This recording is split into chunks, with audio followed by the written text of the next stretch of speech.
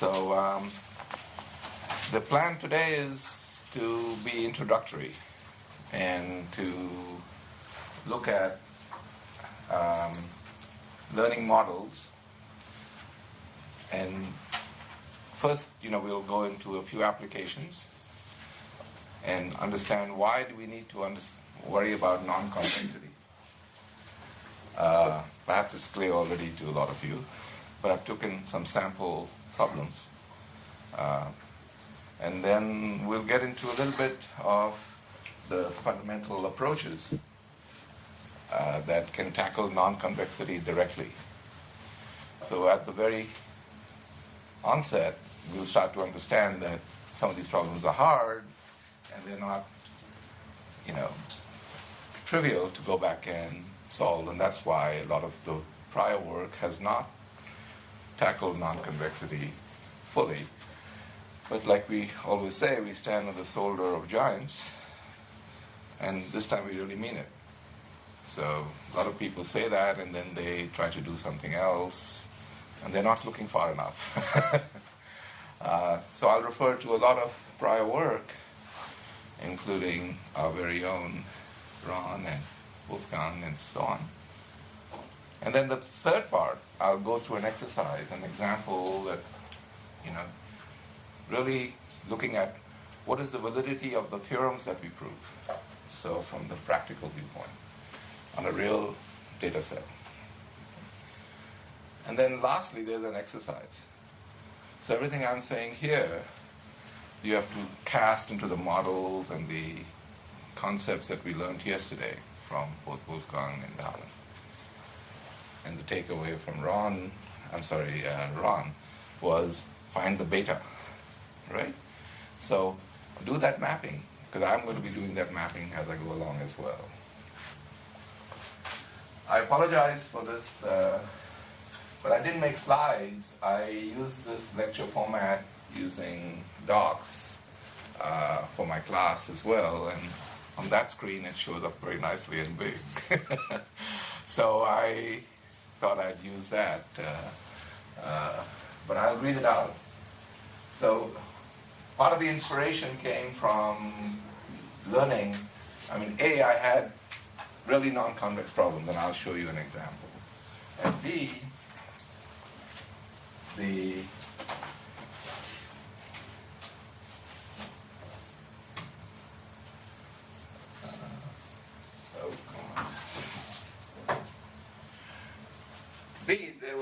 there's hope.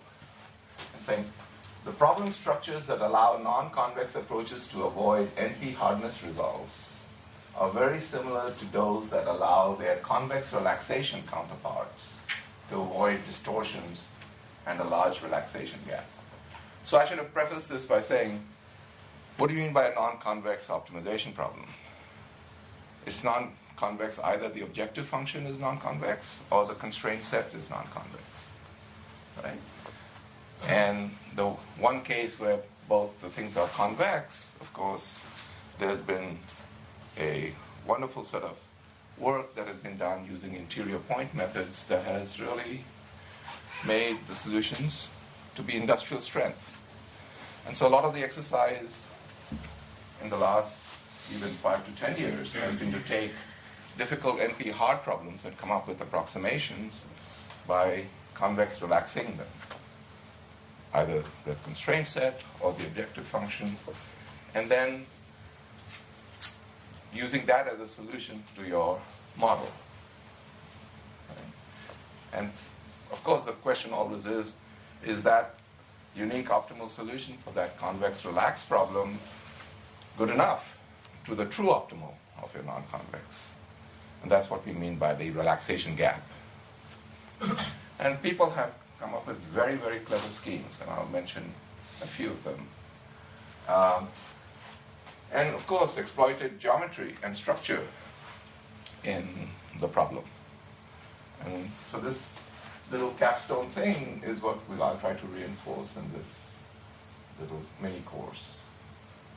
That the non-convex approaches also exploit the structure in the domain, as well as in the problem. However, the hope is, and I'll show you examples, the non-convex techniques actually are much more scalable than the convex relaxation counterparts. And that seems to be, oh, this is not only worth a second look, this is actually doable. With provable guarantees, which is always as I teach in my class, there's no point being fast. I can just guess a solution. I'm super fast. Unless you bound the accuracy, right? So accuracy comes first, then comes efficiency.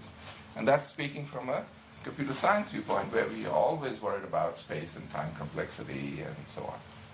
But on these problems, if you're not accurate in your prediction, or you can't bound any confidence in your prediction, then you're as good as my computer can do pseudo-random number generation. So the contents of this course are taken from, there's a nice monograph by Pratik Jain and Purushottam Kumar. They just completed it. Pratik was a PhD student at UT Austin, and he's one of the superstars, really, in data sciences.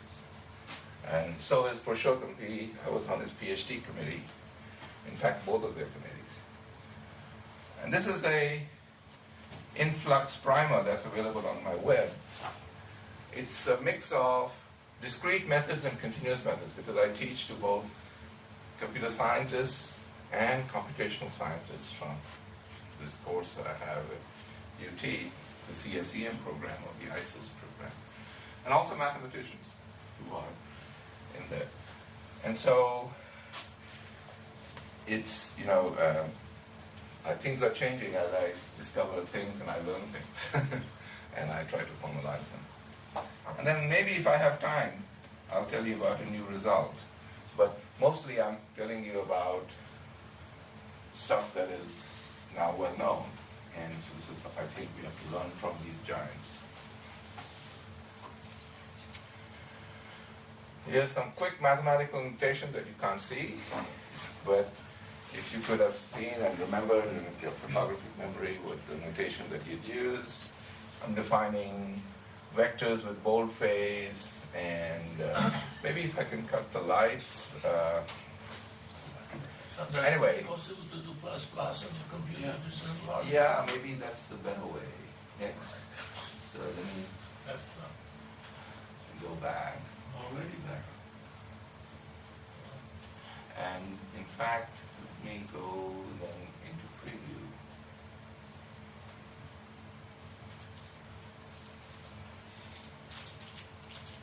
Oh, this is still alphabetic. No, this is actual size. Almost zoom in. Yeah. You can zoom in probably. There was a zoom in one. A little better.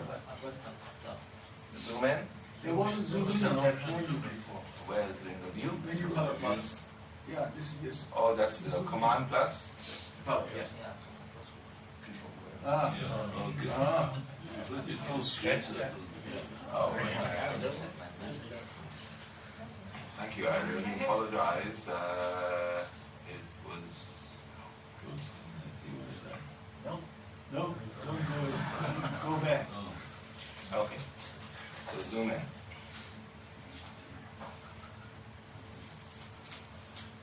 But maybe you Can you can use the mouse to enlarge the whole thing? Yeah. With the mouse. Yeah, when you widen the screen. Oh, there you go. That's a good idea. Yeah. And Another now plus. zoom in more. Another zoom in. More plus. So the sets of real numbers are natural. Cardinality of a set is that. Vectors are boldface. Matrices are uppercase. For a vector, here's the important part.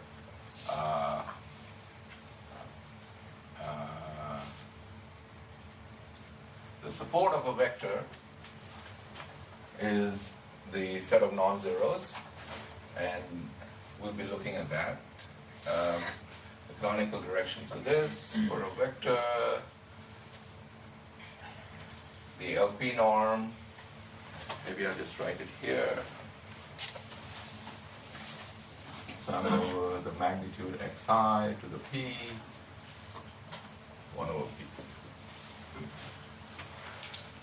Then there's the Frobenius norm, the sum of the squares of the eigenvalues, and then the spectral norm, or the nuclear norm, is the sum of the eigenvalues itself. The trace of the matrix. And the spectral norm is the special 2 norm. But this is, let's look at this first application. Okay? So let's look at, I'm going to show you 3 applications. This problem is the following. It's a phase recognition problem in biometrics. So all of you have been invited to this workshop, and Darman already did planning. He built a database of all the people and his friends, and he has lots of them. But you ought to select few out of the wide arena. And so you show up, and this camera takes a picture and does a match from the invite list. And if there's a match in the invite list, you're permitted to come in. Otherwise, sorry sir, you are not on the invite list. The special twist is that when he collected his database, the pictures were taken at different times. He had met you or from your web. But when you come in, you were probably wearing a cap or wearing glasses, or you lost all your hair. So there's some corruption, right, on the target. So can you make a robust identification? I don't want to turn you down just because you come all the way. So modulo the fact that the target image might have some corrupted pixels, I want to do robust identification. And the goal is to understand how much corruption can you tolerate, the algorithm can tolerate. So what is that breakout point? And what are the criteria of your database collection? So there are 2 things, and we'll go deeper into this. This is the example. I'll show you various programs that we tried. And so you can cast this as a regression problem by saying, in my database, I have multiple copies of your picture, so I need some redundancy, right? Because pictures are from different views. By the way, this is not only for pictures. This is for any object identification. This could be geometries. Right? And nowadays with satellite scans, you got XYZ points, LiDAR data, and so on. So the important thing is that you've got a database where each object has, say, P copies, right? And the database is of size, say, capital N. And the target image has some corruption. So the first thing is, there's no corruption. You can try to find the P entries and do a linear regression, right? And so you can cast this as a regression problem by trying to fit various features to the new image to corresponding features of the existing images of the individual in the registered database. So you can assume the images are an n-dimensional feature vector, right? A single column using pixel-based features. So every pixel is a feature. Also assume there already exist P images of each person in the database. So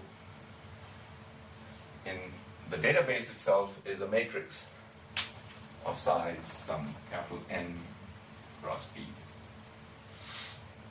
And if the person is genuine, then there will exist a combination W star such that Xi at some level of, I can reconstruct all these features.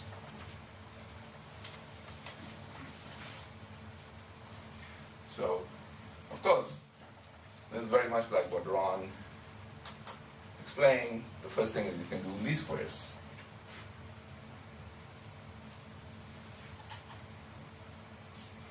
So you can set up your optimization problem, find that W star, which minimizes the sum of square of 2 norms, the 2 norms squared.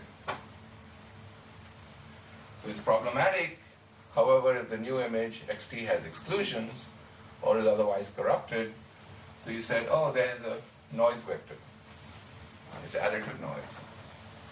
If it's multiplicative noise, we'll take the log of the data set. So this noise is 0 under this corruption model. If it's uncorrupted pixels, then we'll call those clean pixels. But the noise can be arbitrary. It can be, because there are lots of magnitudes in the picture, and as I was showing you in this example, it could be this entire region is completely gone. And by the way, this picture is with ordinary least squares. Right? If you've got enough redundancy in your data, and there's a slight condition. But this is with this non-convex direct approach called alternating minimization, robust recovery. You mean this is what the algorithms Produce. from, as you said, P? How many? At least P copies of that, and what that P is relative to the corruption, that ratio has to be. Since you asked a lot of questions, remember, during my talk, I can pay you back. So what do you do about registering the Aha, very good. In fact, like I say to everyone, I love questions. And I love reminders too. I'm getting old. So but let's ask more questions than I did. But no worries. The registration is another dimension. Yeah. So in this case, let's assume that they're all registered, right? Because scale could be another factor. So just to simplify the problem, but clearly in the real case, that is, it just shoots the problem into a higher dimension. I still have That trouble. is where Benjamin comes into play. That's right. He's going to talk about registration and segmentation. So I'll hand the baton to him. Good. But keep up the questions. That's it's a small enough group. Okay, I'm sorry. Yeah. I'm still having trouble with the formulation of the problem, right? Yeah. You have a person coming in. Yeah, that's the target image. That's a target. So, And I'm trying to say, is that which one is at least the original or Huh? which?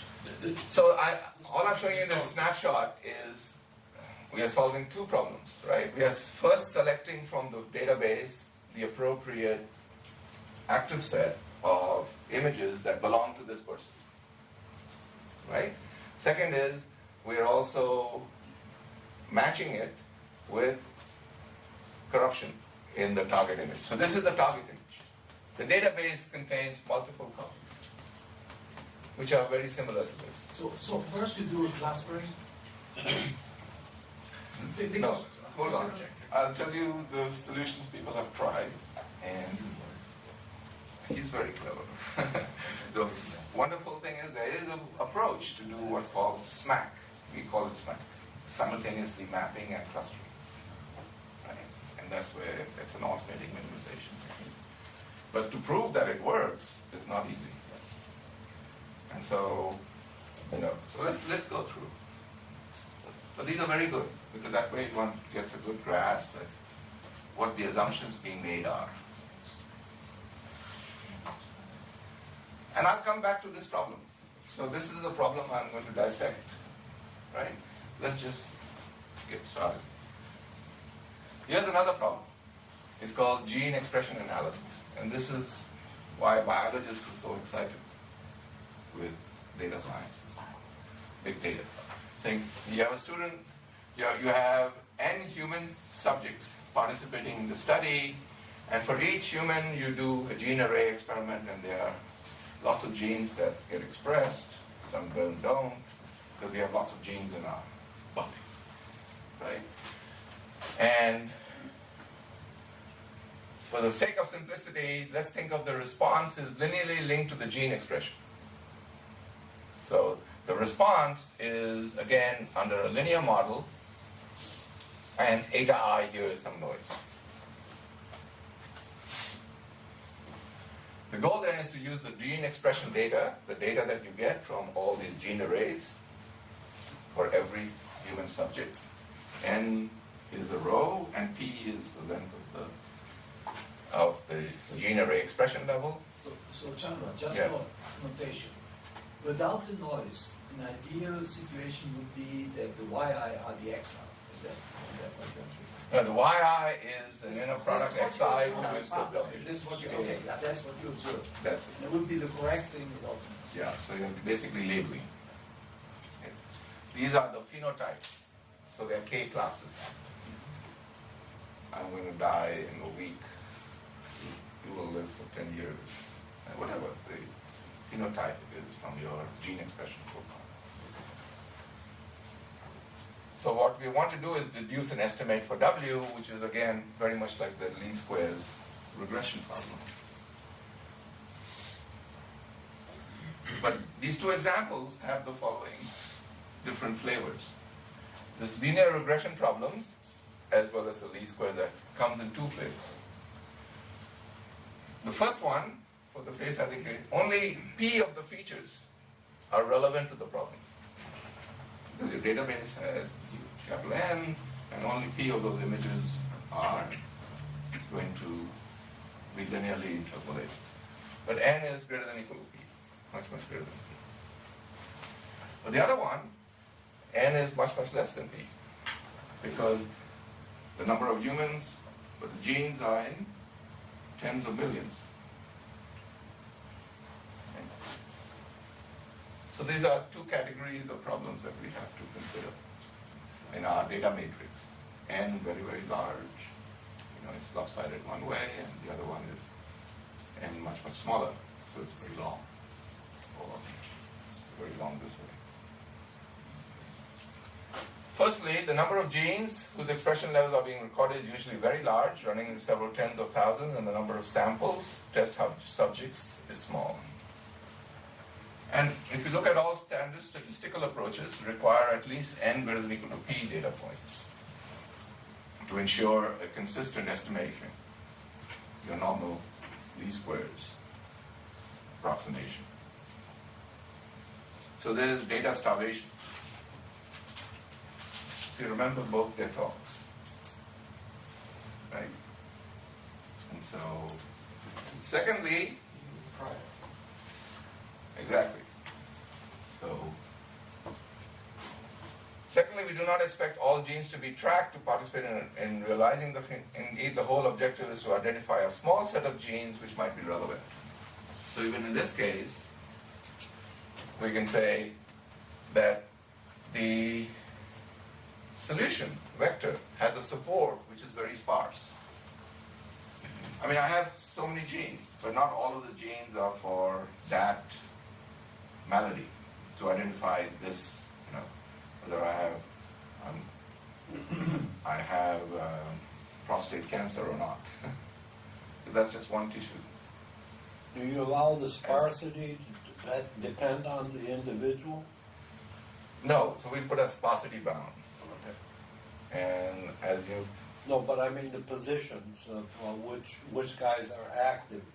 So that's the difference between linear and nonlinear. That's linear, right, you exactly. Specify, I know in advance only these genes are important. So this is nonlinear Nonlinear. and non-convex. Exactly, this is exactly in your realm. But you're answering the solutions that I was giving to the students as exercise. They have to do this mapping, right?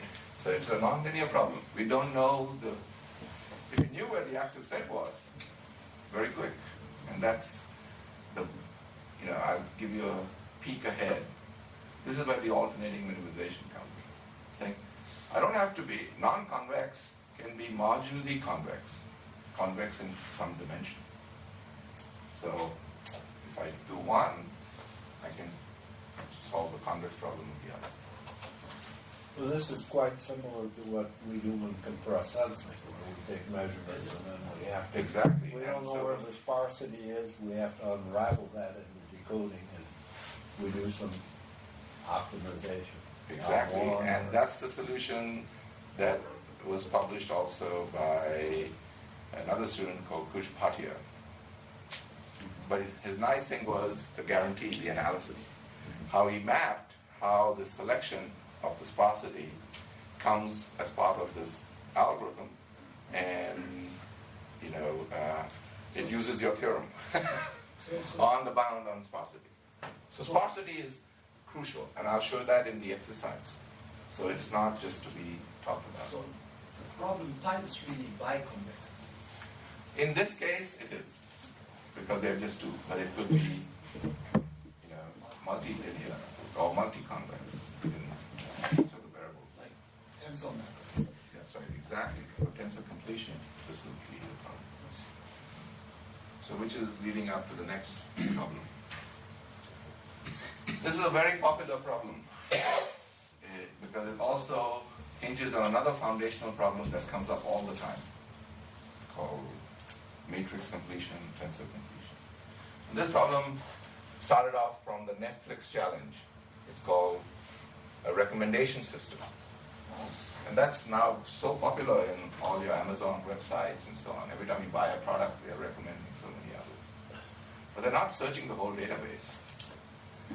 They're taking some of your preferences and building a model that learns to recommend well. Right? And so, what is that problem?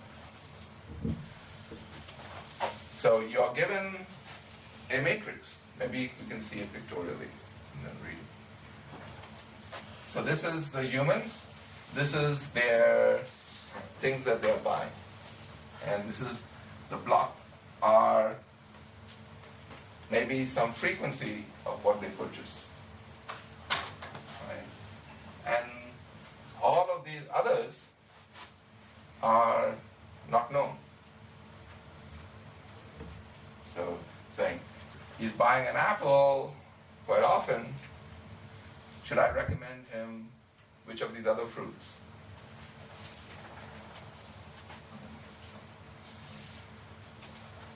So these saying, oh, the entries that I want to fill in are like complete in this matrix, are like recommendations. And the way we look at it, the entry can have some weight to it, right? Some value. And the highest one is what I can recommend, or the top 5 I can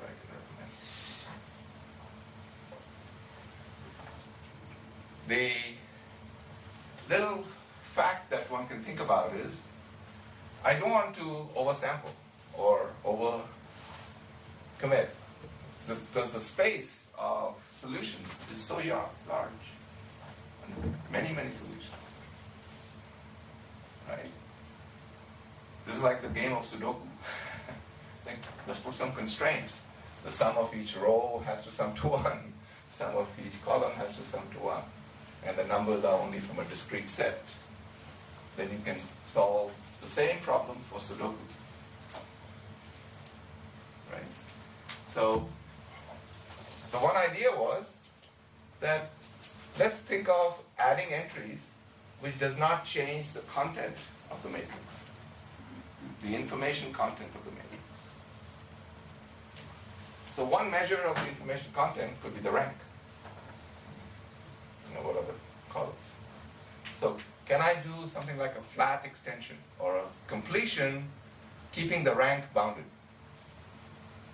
So it's called a low rank completion. So if I add the entries, the rank of the new matrix should be less than or equal to some k. Because only, given all the items that exist, most of us are not going to buy all these items. Right? It's only a subset that we buy a lot of, and we'd like recommendations of something which is there. If the rank is bounded by k, then you say, oh, I can split my matrix into 2 non-negative factors.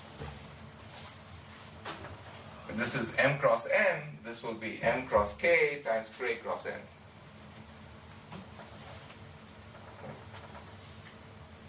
So this non-negative factorization gives me another thing in return. It gives me the K factors, which are what we call latent variables, the hidden variables. Okay? These are the K that are the most relevant in your buying pattern. Approximation. Remember, this is the model. Yeah. So I see.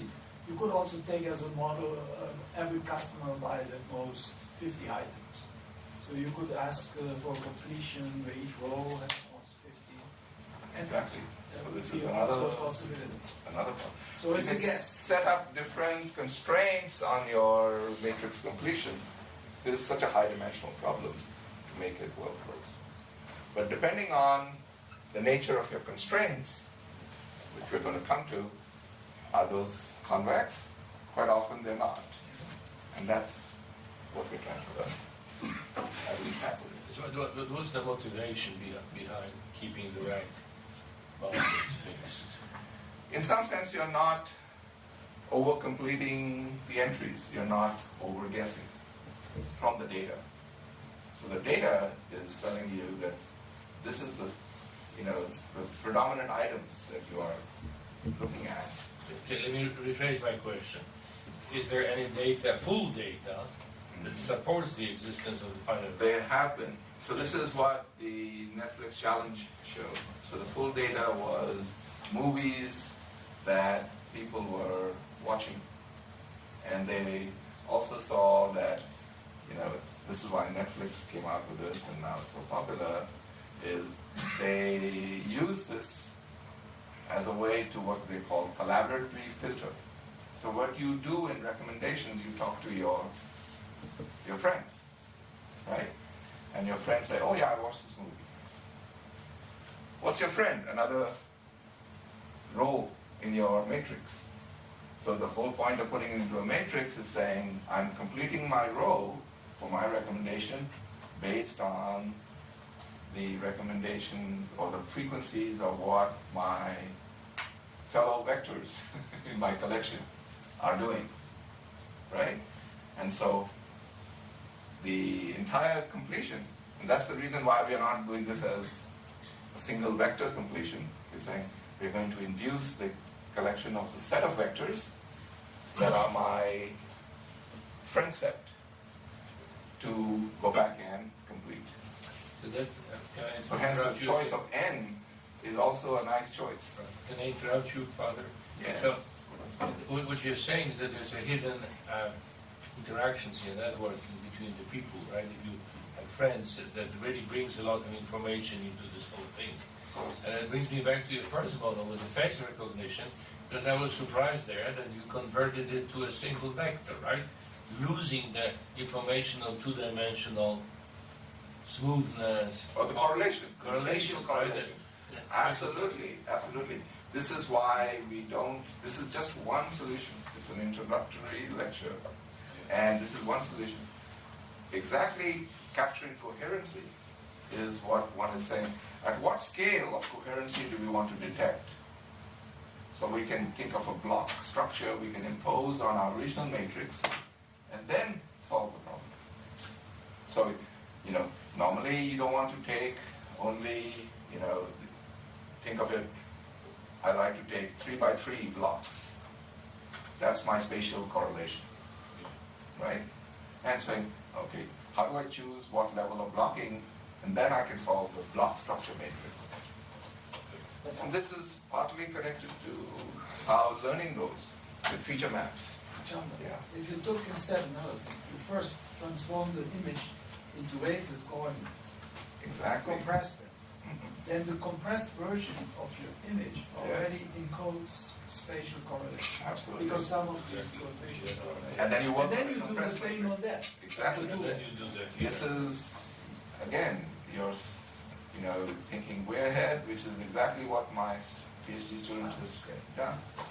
And I'll show you that example in SMAC. So we go back and build a compression. So then we choose what level of compression will give you the breakpoint. Exactly that. So, yeah, a careful non-linear question. So, in a sense, both problems you presented, they're extrapolation problems. Because in fact, you have the images from a person which are in the past and now have a new image. Right. Which is further in time. That means there would be some features which are not present in any of the previous snapshots. So, and then you have also the Netflix actually wants to predict what will happen with the new movies, which new movies to recommend to the viewers, because of a small portion of them already have seen that, and you want to predict what would be for the others. So is there something in the algorithm to account for the fact that it's extrapolation, not interpolation problem? Well, mostly what you're doing is trying to fill the gaps based on some spatial or in your function space correlation. It's like in painting. It is like in painting. But if you think of it, the same problem I can give you is with a detector situation. Or it's also for the phase retrieval problem. You're given the amplitude of the signal, you don't know the phase when you're recovering. And the same approaches or the same models can be considered. So it's not just recommendation, it's this matrix or tensor completion. So I'll show you, I didn't put this thing example here, but we work a lot with hyperspectral imaging. So it's a tensor naturally. So the detector can fail in certain places. And pixels, not every channel is corrupted. So there are entries in the tensor. If you think of the tensor as your image is XY and lambda is your spectral bands, right? Certain spectral values are lost. And some spatial values, if the number of entries in your channel is completely beyond a certain sparsity, then you say that entire pixel is corrupted.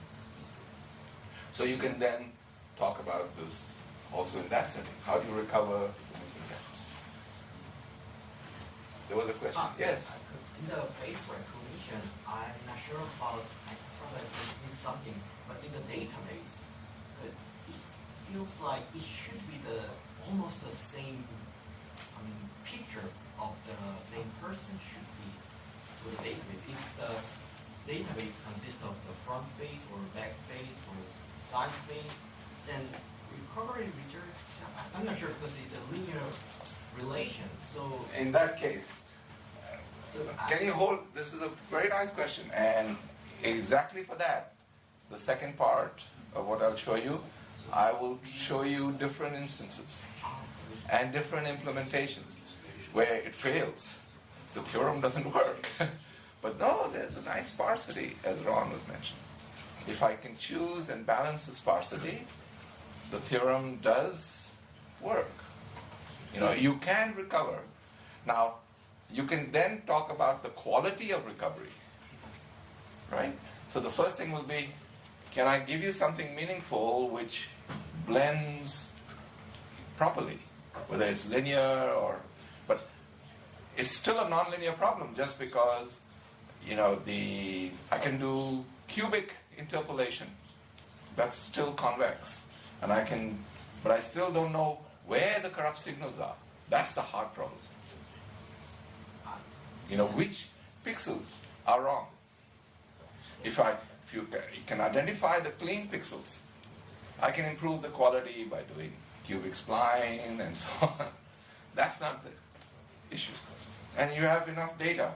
And you say, if your data does not support the quality you want, well, increase your database. Right? So that you take care of situation. Of course, if the database consists of when I was only 15, and now I'm, nearly 60, then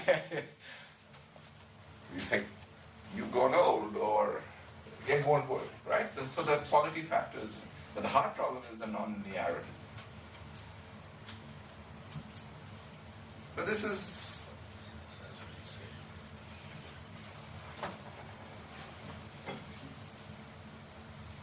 okay.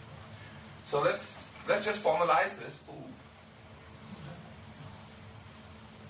get to these two problems.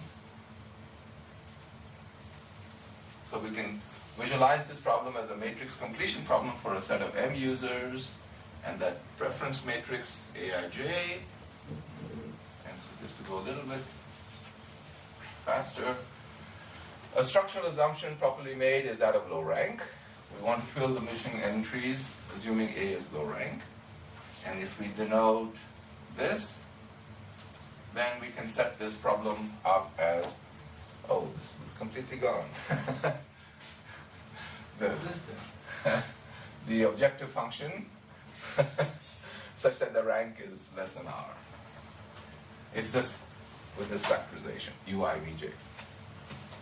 So the space is, Can you put it on the whiteboard? Yeah, maybe you write that on the right whiteboard. yeah. Otherwise you lost. So this is, it's actually shifted.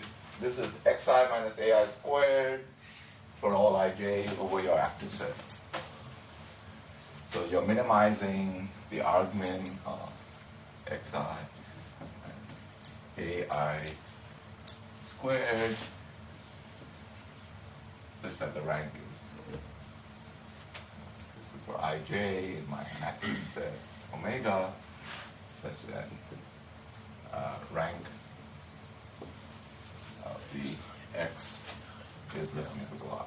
So what again is xi and ai? So x is what I'm searching for, the completed matrix or the entries, and Okay. ai is all the given information. So it's really xij. It's Xij minus aij. It's a Frobenius norm. These Of ones. Where's the J index? It's a Frobenius norm. yeah. Let's look at this problem. Yeah, you're right. It's xij, but let's look at I used it as a. So let's look at this problem. That's the real one. It's probably a sum ij. That's right. The sum is missing. So it's a Frobenius norm usage. So this is xij like that. And exactly, this sum of squares of all the entries. But this one is similar. This will be the summation ij of ui vj, the factors minus aij. Yeah, because your target is just the low rank. Right. So if you're low rank, then you can think of the two other matrices, Yeah. u and v, and you can. So is that So this is, the first one was a convex objective, the Frobenius norm, but the constraints that rank constraints are non-convex. So is the bound on rank is arbitrary or No. No, so this is something as a, again, back to the nonlinearity. desired? So you have to search over all R, but normally you bound it on the, even if you bound it, if you say R is a constant, So like what would be the criteria for that? the minimum of your data and your collection. So if you choose your n cross p, then normally here Probably, actually, you could put it even the other way around. Like in compressed sensing, you have a certain range of sparsity where you can actually recover the exact object behind it. And here there's based on your sensing device, there will be an upper bound for the R where you could identify from the given information an exact rank R reconstruction. And so if your real ideal matrix had that property, you are fine. Otherwise, you can just say, with the given information up to a certain rank, I have an algorithm that finds it exactly, something like this. But of course, so even the problem where R is fixed is still a non-convex optimization problem. Like could it be a factor to play with? Yes. So you can tune this factor, right, to see what gives you proper solutions. This is just a model. Just like when we get into the first problem, I can choose a bound on the sparsity. How much sparsity can I tolerate? or You could impose. You could also phrase it as, what is the best rank R approximation that is consistent with the given data? That gives me some recommendations which are, or completions which are fine. Yeah, that's another, that makes it even a harder problem. So here, when you do this, then the objective function also becomes non-convex. I'll formalize all this. That's why this thing, the first part, we're just showing you some applications where we can learn models from the data.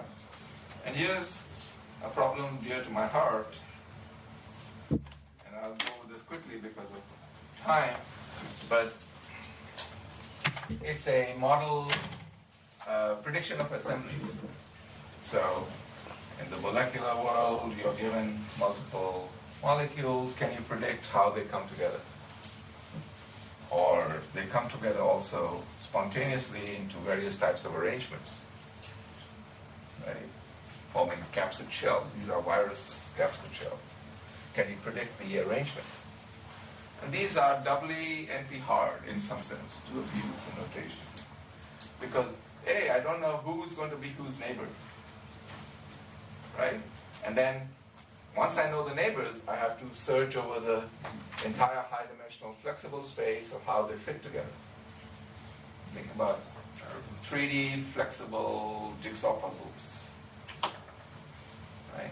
So the flexibility increases the dimension, knowing the arrangement, but the other hard problem is, is like Cayley number, n to the n minus 1 possible combinations.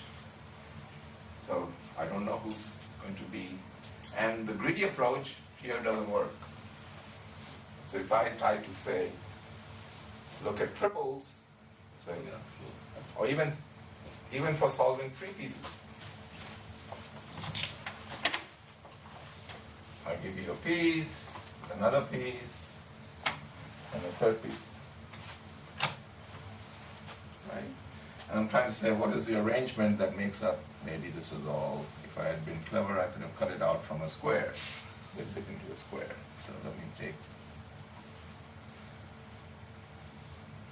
and then split them apart. So this is this piece, and this is, of course, it's in different orientation and position. And this piece is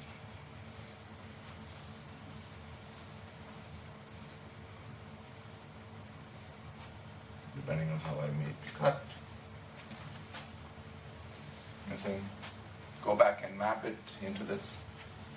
So find each of these transformations. Right? Saying, oh, suppose I did this transformation. This is 1, 2, 3. And the transformation is T1, 2.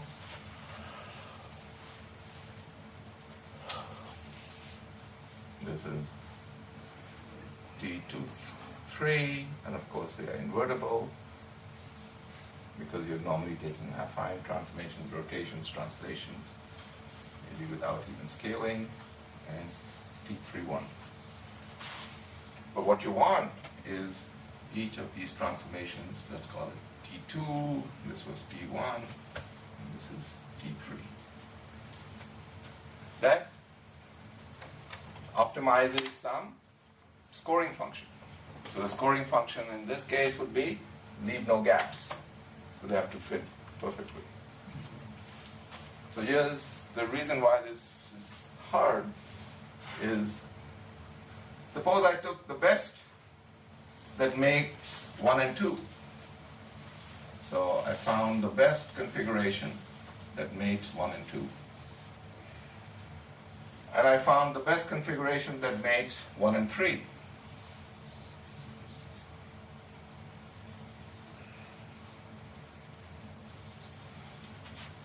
Right? This is 1 and 2. Then I've already fixed the mating between 2 and 3. And that might not be the right one. And most of the time it won't be. Because to minimize the gap, I could have matched one side here with another side there, which is not in the final configuration. So the best between every pair, and you say 2 for triples, but now if I have 4 pieces, all the combinatorics makes it a very hard problem. So would you define like a penalty to minimize? Yes, so that's what I call the scoring function, or the loss function. You maximize your score or you minimize your loss function. But there is no noise here, right? It's just the combinatorics. Because So let's look at, in the molecular world, the scoring function is highly non-convex. You are trying to find that configuration that minimizes the free energy of binding. Why? Because molecules spontaneously do that. If you've got a, let's call it the piece 1, it's got a free energy of E1, and a free energy means the self energy by itself, right? And it has many terms because molecules have bonded energies and non-bonded interactions because they have partial charges over them. And then they are living in solvent. So the interaction with water is another part.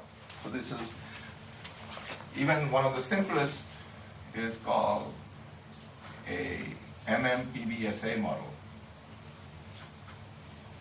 which is the molecular mechanical energy and the solvation energy. This is the molecule, the self-energy of the molecule. This is the interaction with water. And this has many terms. So let's just take a simple explanation with water, Mickey Mouse.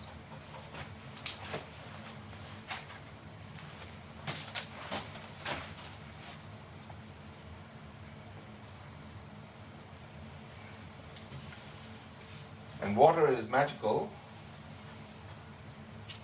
the elixir of life, because all you have to do is lower the temperature and a nice little hydrogen bond is created between the hydrogen here and the oxygen here. Why? Because once these are bonded, there is a partial charge of plus half an electron and plus half an electron and a single electron because of electron sharing in the bond. That's what makes them bonded. It requires. So this gives a molecule suddenly becomes a charged particle, a charge distribution. So positive charge attracts and repels, like or unlike. So it attracts the like. So there's a Coulombic term, Qi, Qj over Rij. This is only for this part. And there's what's called a van der Waals term. And this term is, let's call it with coefficients Aij over Rij to the 12th minus Bij over Rij to the 6th summation double.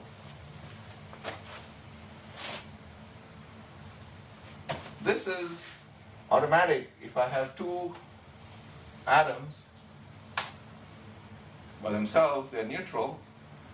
So this, I've drawn them big, but let me draw them small. This one, hydrogen.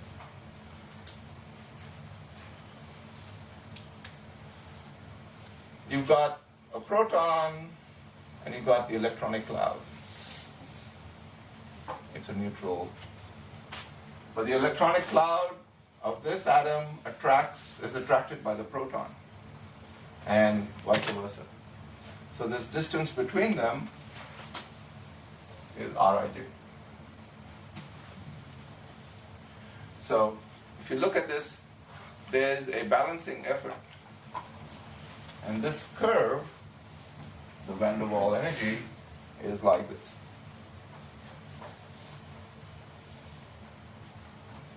This is our idea. So when they're, close enough, say maybe 3 angstroms apart, there's an attraction. And when they come just so much distance, which is at the bell, which is close to the bonding distance, right? Then there's a balancing. Because if it comes even further, the electronic clouds are repelling each other and the protons are repelling each other. So this energy term is empirically fit into this expression. And the Aij depends on which Ij pairs for every atom. Fortunately, there are only about 6 organic atoms. Hydrogen, oxygen, carbon, nitrogen, sulfur. But you have to work out all these. But this is the easy part. This is the bonded interactions. These are the non-bonded interactions. But water is everywhere. Right? And water has salts. Sodium chloride dissolves into ions. Right?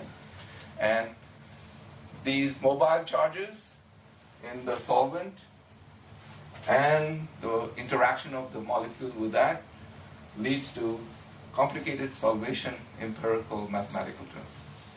One of them is called generalized Born.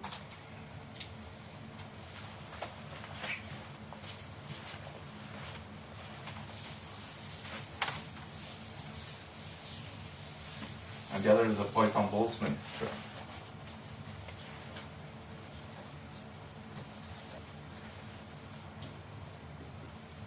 It's called generalized Born approximation for solvation, and the other is the Poisson-Boltzmann.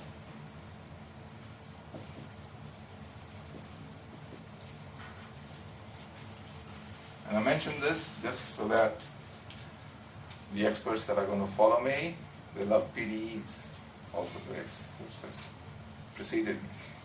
And this is a nice nonlinear partial differential equation. And it's configurational dependent. This Rij is depending on the position. And so is this interaction. It's the potential equal to the charge density. And this approximation is also complicated. So you have to add that to this term. So this is a multi-term energy function. And now the scoring function says, if I give you, say, 2 molecules, then I can calculate this.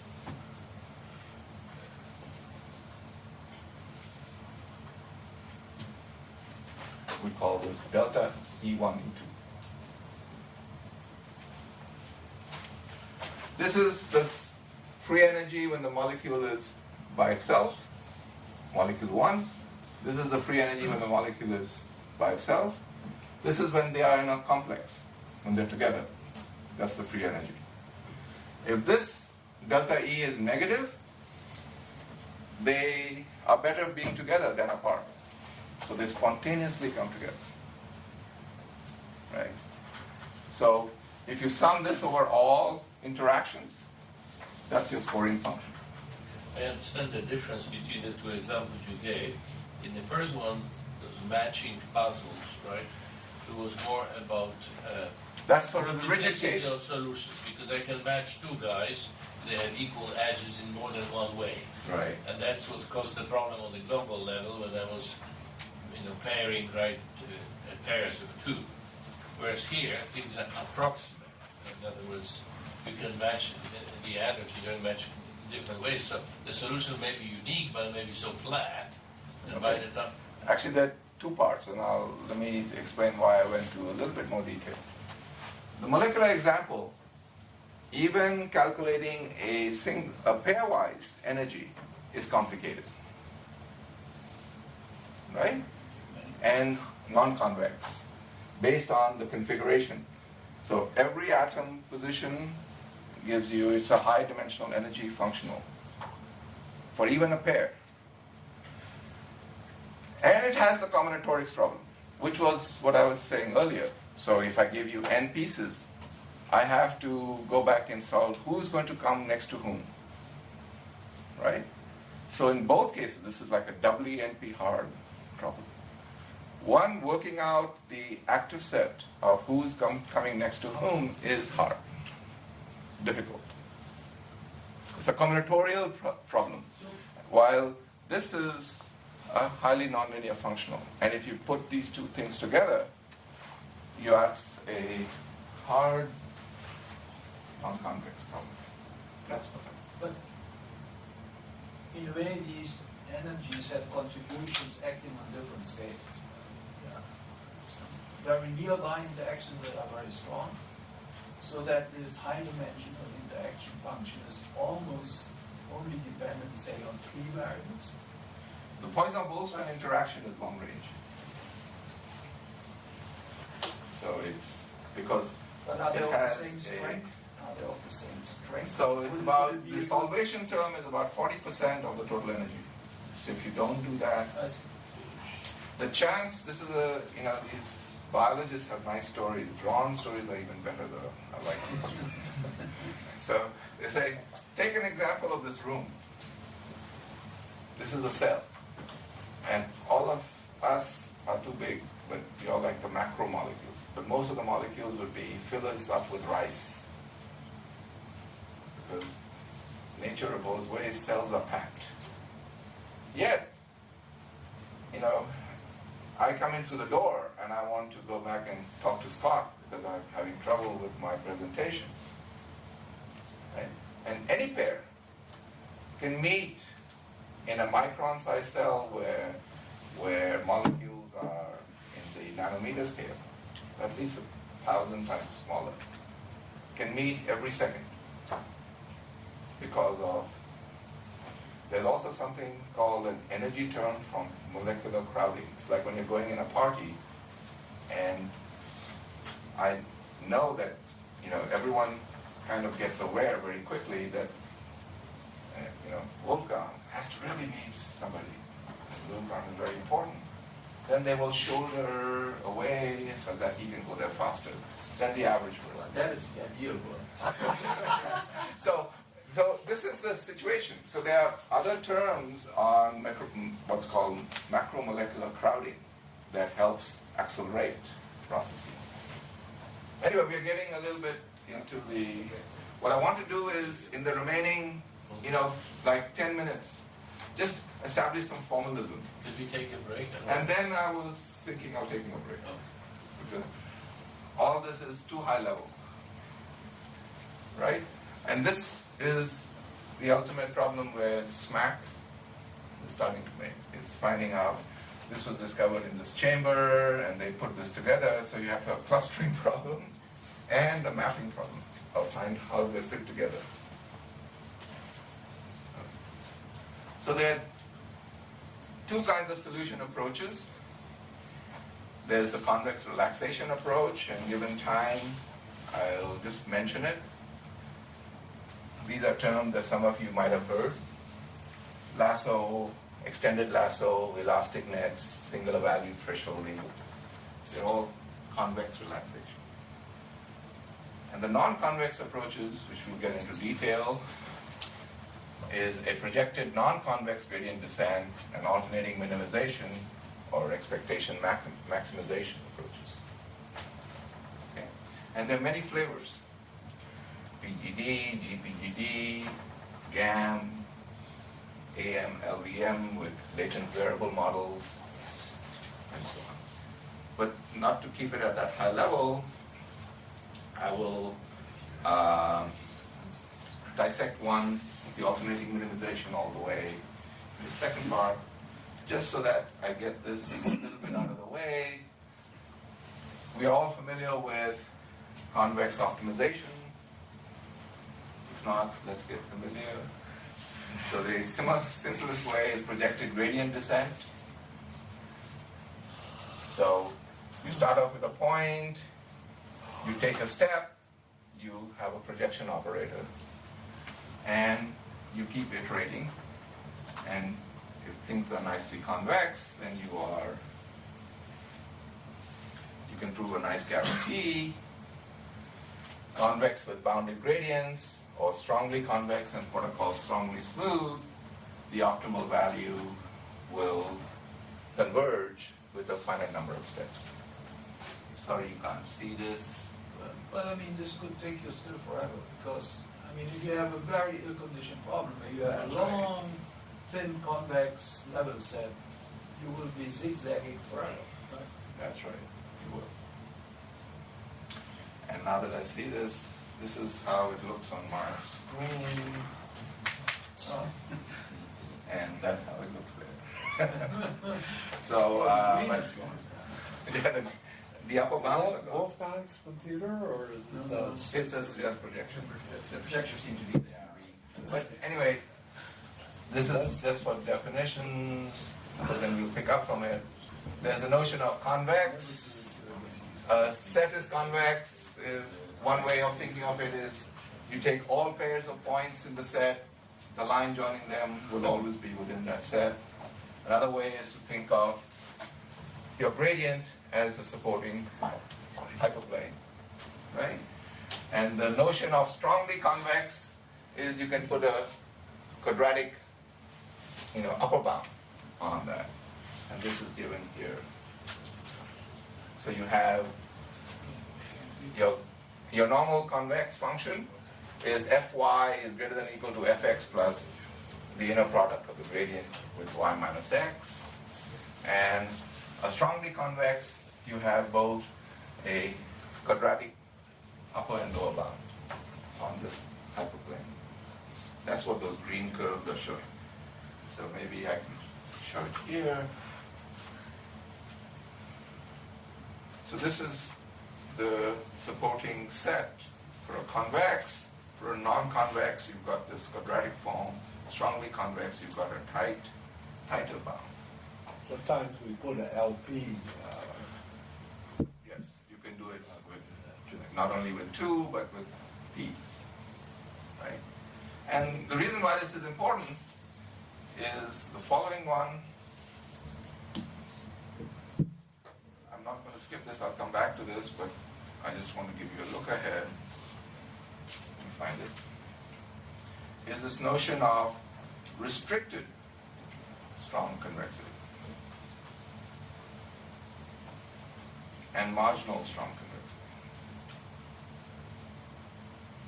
Because the projection onto a low rank subspace will be a non-convex set, we have to understand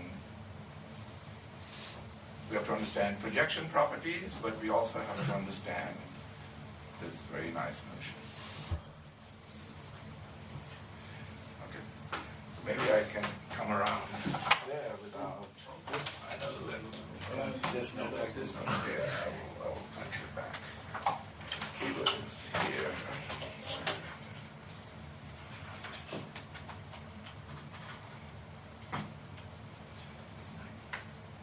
Did it come back? Or did it follow?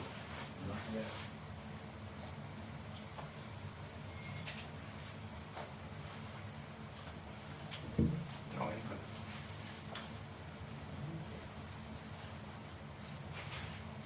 There we go. Yeah.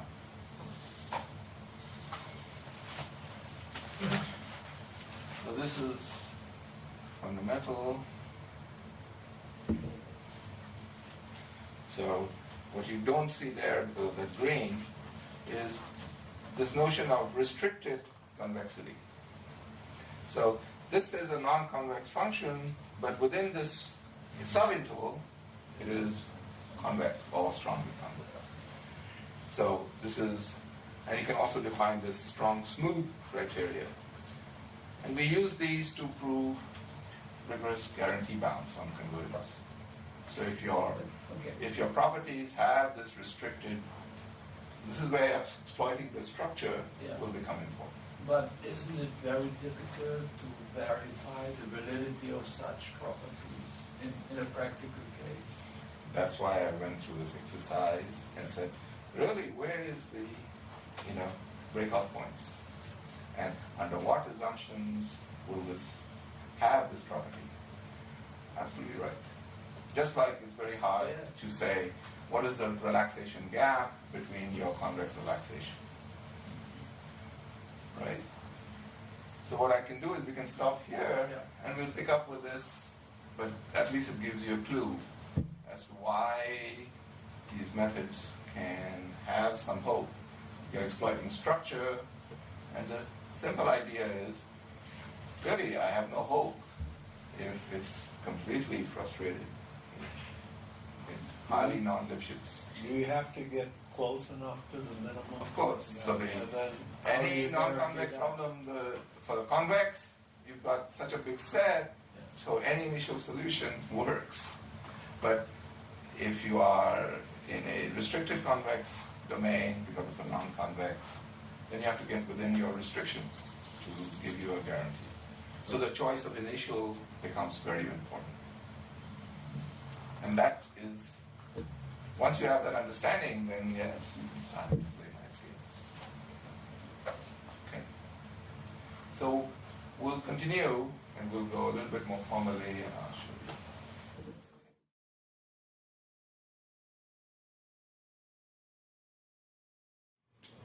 So you can start off by looking at simple definition. A set is convex, and for every x, 1 minus lambda x plus lambda y is in C. That is for every pair of points you're within it. Another way of thinking it for convex functions is to think of a supporting gradient or hyperplane. Then there's this notion of strong convexity. It's continuously differentiable, but doesn't necessarily have to be, as I will also say. You can use sub-differentials, but you can consider this to be strongly convex and beta strongly smooth. If you've got alpha and beta, and as Ron pointed out, this doesn't have to be the 2 norm, it can be the p norm.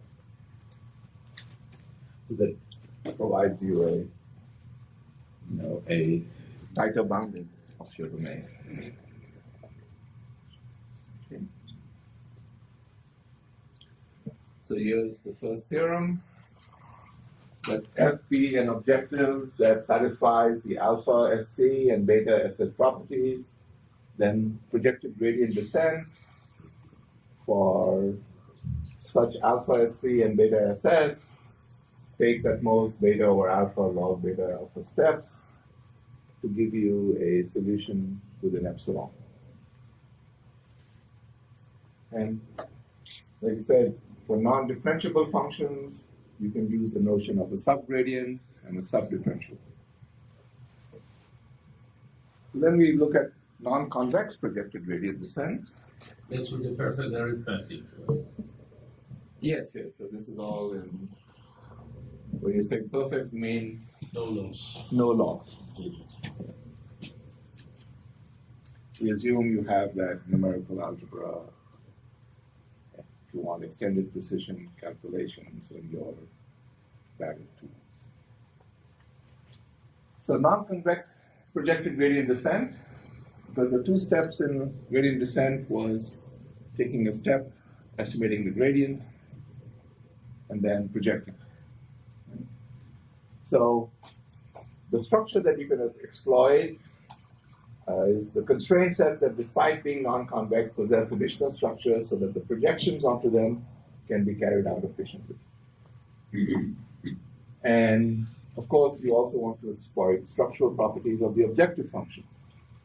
In a way, in the restrictions will there be convexity, so that you can also choose your initialization property. Your projection operators. This might be introductory to a lot of you, but it's after all, this is a class. So, given any closed set, the projection operator is defined by that simple optimization. If you're taking the ball for the norm, this is the unit ball in the L2 norm. So B21 is a unit ball for the L2 norm. Then the projection is equivalent to just a normalization. You're projecting onto the ball. For the case of a 1 norm, the projection operator is the soft thresholding operator. And you can compute that by also taking this, as you define the threshold with this theta, as your soft thresholding operator. There's a range at which it becomes negative and positive. So this is a projection property for any set, convex or not. Then z prime, which is your projected point, minus your original point, is always less than or equal to, for any value x, or for all values x in your set, minus z is bounded. And it's called the zeroth order property for the underlying set. And the picture to show this is here.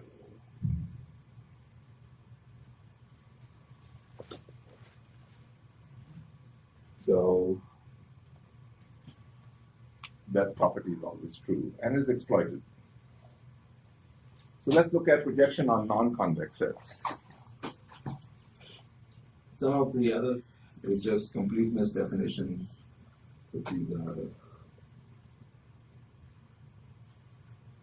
So how do you project onto sparse vectors? Which was what was the constraint set for a sparse recovery, and that is a non-convex set. And the sparse is the zeroth norm is bounded by some S, your sparsity. So the sparse linear regression problem is minimizing, say, the 2 norm, and if you want to do non-convex projected gradient, then this requires projections onto the set of S sparse vectors, which is the ball of non-zeros. And this result shows that the projection can be carried out by simply sorting the coordinates of the vector z according to their magnitude and setting all except the top S coordinates to 0. So for any vector, let sigma be the permutation that sorts the coordinates of z in order of magnitude. Then this vector is obtained by setting zi hat to be z I if sigma I permutation. So the sigma i's are the first S sparse, S coordinates which are non-zero. You can also project non-convex, to get used to this, onto low-rank matrices.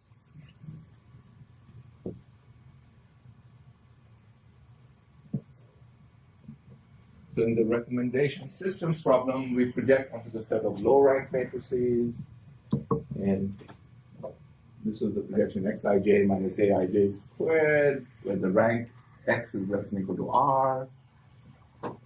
So consider matrices of a certain order, then the projection operator is the argmax of A minus X under the Frobenius norm. And this low rank matrix can be done by taking the best rank K approximation that you can get from the singular value decomposition, which is known as the Eckert-Young-Mirsky theorem. For any matrix, if you took the top K singular values, then that linear subspace is the best subspace that maximizes also the variance. So a generalized projected gradient descent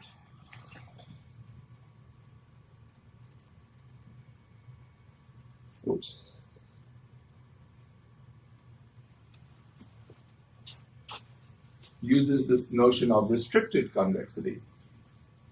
So a continuously differentiable function, and of course these can be substituted very nicely by this theory of subdifferentials by computing these subgradients for even like L1 norms, which are not differentiable, to satisfy restricted convexity over a possibly non-convex region if for every xy we have fy greater than fx plus the inner product of the gradient with y minus x. And I said possibly non-convex because this set might not necessarily need to be connected where you have restricted. So you can have some partitioning of your domain over which partitions are it is convex.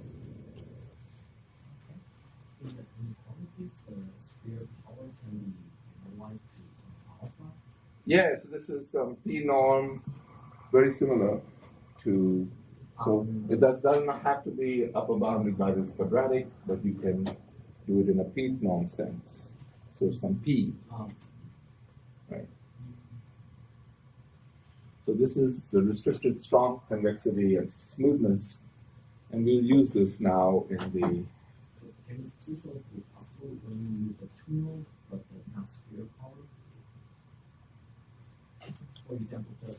That's what he's saying. Yes, put 2 in the exponent, make it p with p bigger than 1. 1, that's right. Then you're still It's still possible. strictly convex.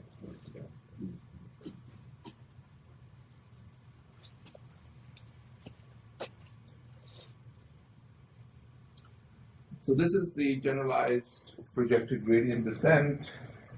As long as you can compute these projections and estimate the gradients, then of course convergence is guaranteed if you have the RSC and the smoothness property. So within the restricted domain. So clearly it's only within that restricted domain, and the initialization within that domain will guarantee just by the previous theorem.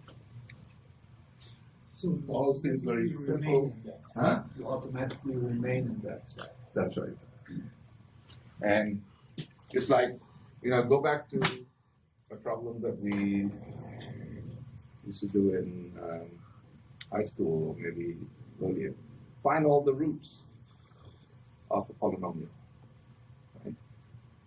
So, apply Newton's method to find the roots, but then you find all of them. No, you don't. And find the root which minimizes your. So, polynomial optimization is necessarily non-convex. Yeah, if polynomial degree 1 or 2, then things are, and it's positives, then it's fine. But everything else is non-convex. So simple polynomial optimization.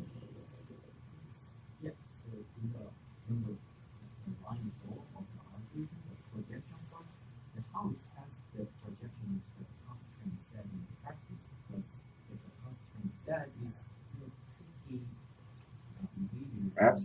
Absolutely. That's the crux of it. So what you're saying is absolutely right. The main problem is reduced to this problem. For your objective function being, how do you estimate, if it's non-differentiable, how do you estimate the gradient? And the second is, how do you do the projection? This is a roadmap. This is a roadmap. And so we'll take one problem and break it down all the way, and you'll see the difficulty, and that's where the complexity comes. But so far, there's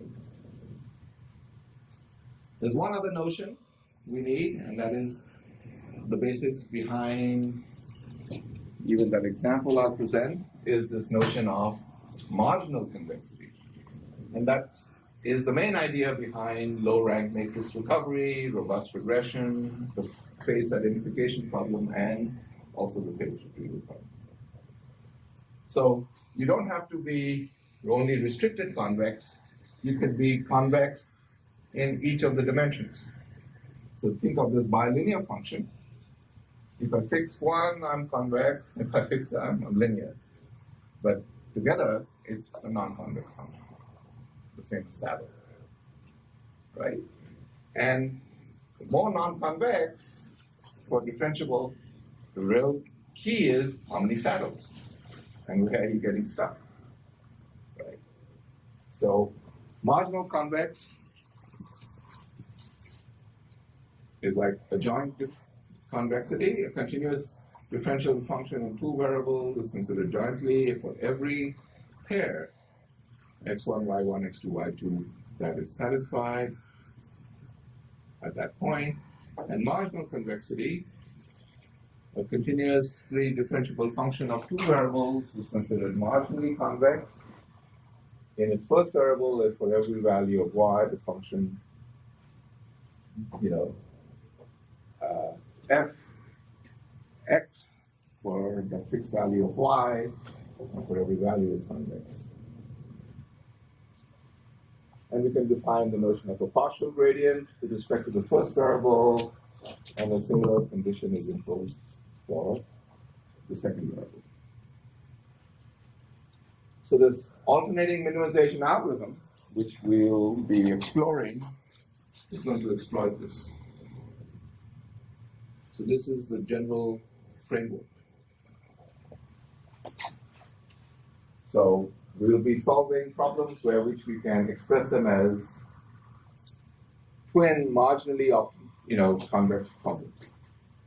And we come up with an initialization, and depending on the nature of the problem, this is important because you have to, for each of the problems, be in a restricted convex domain, and for each problem you alternately solve the restricted marginal strong convexity, restricted strong marginal.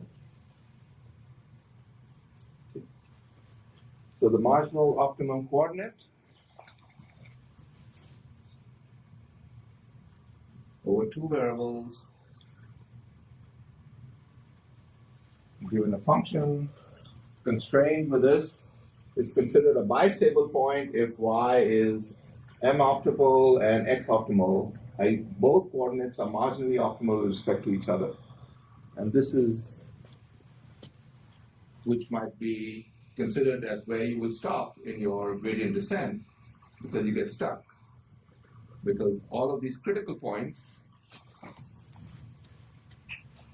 where the gradient vanishes becomes the saddle points of your function, right? And the higher the dimension, the more the number of saddles. So two-dimensional functions, you've got maxima, minima, and one saddle point. What is the maxima? All directions are vanishing. So if you take the Hessian at that point and look at the eigenvalues and eigenvectors, they both have positive sign. Minima, all directions are coming in. A saddle point, one direction you're rising and the other direction you're falling. Right? So the eigenvalues are plus and minus. In 3 dimensions, you've got minima, maxima, and 2 kinds of saddles. One saddle, 2 directions are rising, 1 direction is falling. The other saddle where 1 direction is rising, 2 directions are falling. They are called index. So index 0 is minima. All directions are coming in. Index 1 is 2 directions coming in, 1 direction going out. Index 2, 1 direction coming in, 2 directions going out. Index 3, when all directions are going out. Right? So the index of the saddle gives you some additional information about what we do in one variable, whether to choose whether this is a minima or maxima. We look at the second derivative. So we look at the structure of the Hessian to tell us what is the nature of that optimal point. And how to avoid these saddles is the problem.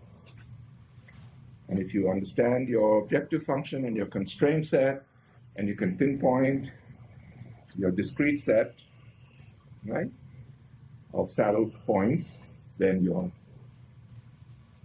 So a good exercise to do is, why are all the optimum points? Why are the things of your function only a critical point, a minimum point, saddle point? Why is it 0-dimensional? Good exercise. Not very difficult, right? So given a set, a function in k variables, when is it a critical point? When the gradient vanishes identically. So given a function f, then you take the partials with respect to each coordinate. All of them have to be satisfied.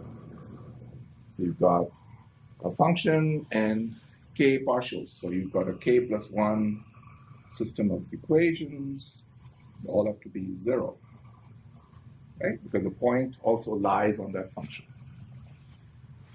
And it is fully determined and gives you a zero-dimensional solution if functions are smooth and differentiable. So this smoothness property is very important. If things are non-smooth, then I can get a valley, a ridge, right? And that ridge is a minimum. So there's a one-dimensional set of critical points. Or I can have a curved valley where the river meanders.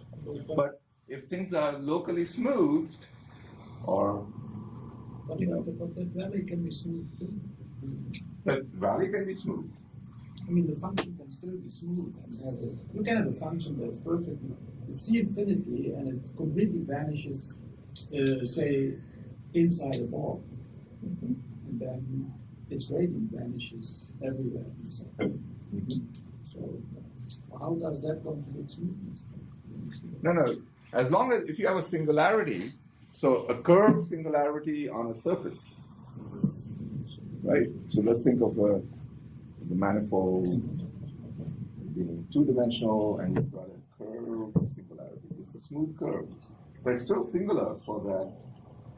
It's like a cusp or a nodal bifurcation. I was thinking you were looking at the set of critical points. So why cannot the gradient of the smooth function can vanish on a set of dimension 1, 2, if you want?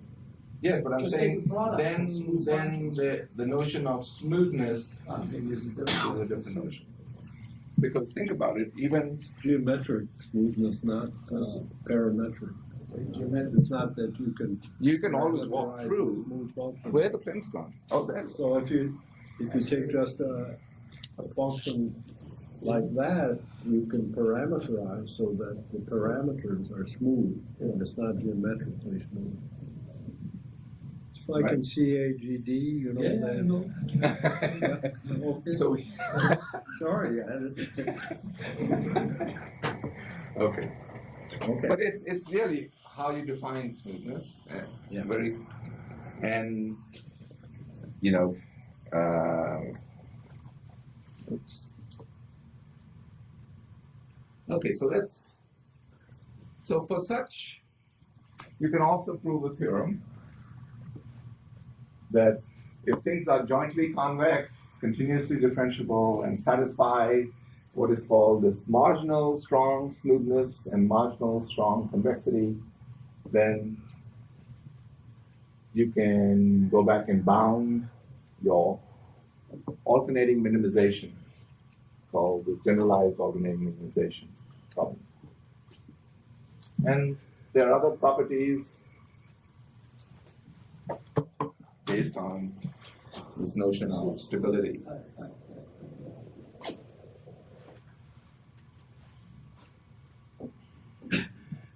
So this is very similar. It's just, using these definitions to. And again, this is, so far I've only given you a methodology of how you can do robust and prove some guarantee on your non-convex optimization. Doing things like generalized projected gradient descent, projecting onto non-convex, and also for this bi-convex problems or multi-convex problems. So, given that, let me switch to. I just wonder what is going wrong when you do low rank approximation. So the set of low rank objects is not smooth. That must be Right. Well, because this alternating, I don't know of any convergence proof for this alternating procedure. Well, here's one of them. This is this continuous. How do you go to that view? It's in continuous proof. Good.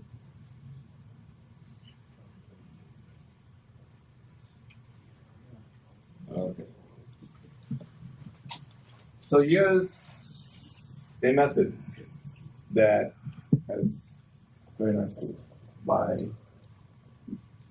my only claim on this is I know all three of them. There was students. It always makes you happy when your students do much, much better than you do. So they are very good. So, so here's a problem we talked about, the face identification problem, and let me formalize it now.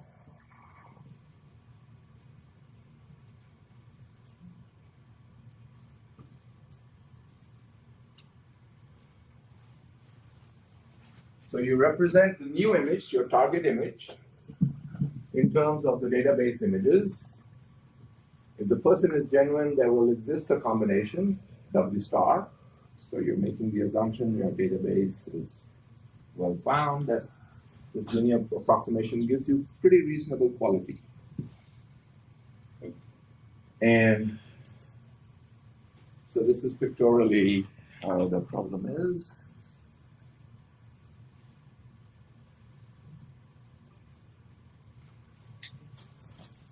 So you're saying a clean picture is just a linear combination in a product with your elements in your database, plus you've got this corruption. And this picture is just a vectorized version of this. And modulo Leszczyk's nice question about spatial correlation and that discussion. This could be a block structured image, so you can do some wavelet compression before it. So you may be looking here at the components, right, in the wavelet. That's right.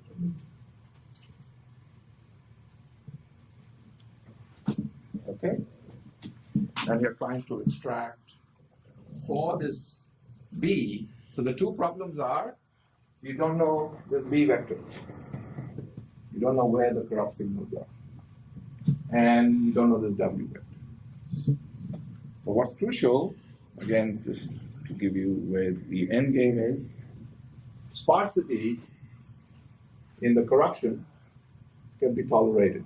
I should say corruption can be tolerated only up to a certain level. So one has to assume that you're not completely corrupted. Right? So the values can be any value, but the number of non-zeros you're going to bound. Saying it's bounded by some K. This is like in coding, when you're coding, That's right. the number of false entries, and you can decode if there's not too much. Not too much. Absolutely. So, dictionary learning is like finding the right code basis to encode your data. Exactly right. Good. So let's go to the formal and define the robust regression problem. The goal is to take a set of n possibly corrected data points, xi, yi, and recover the underlying parametric vector with this imposition on the sparsity. The variables bi star can be unbounded in magnitude and of arbitrary sign. However, we only assume that only a few data points are corrupted, and that is the K. Of course, as was also mentioned, you want to make K as large as possible. So the cleverness of your algorithm is to now. So already we, are into this accuracy, but also make so the measures by which we compare whether one algorithm is better than another is not just by empirical testing, but should start to follow at least some. So is it a mixed integer programming code No, it's not. because of the zero norm? No, I'll tell you how we Okay. solve it. So here are some observations. It can be seen that W star and the support vector for your sparsity, for your corruption, are the two elements that we have to discover. So we have to compute W and we have to compute which of the points. Exactly the nonlinear problem that Ron mentioned. So indeed, if someone were to magically give us W star, then I can identify S star by simply identifying the data points where they match. And I can give you the ones. And the match is done by simple least squares regression. Right? With whatever regularization, with noise that you had. And that theory is well established.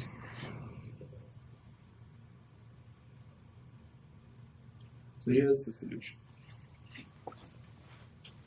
It's alternating minimization for robust regression, AMRR.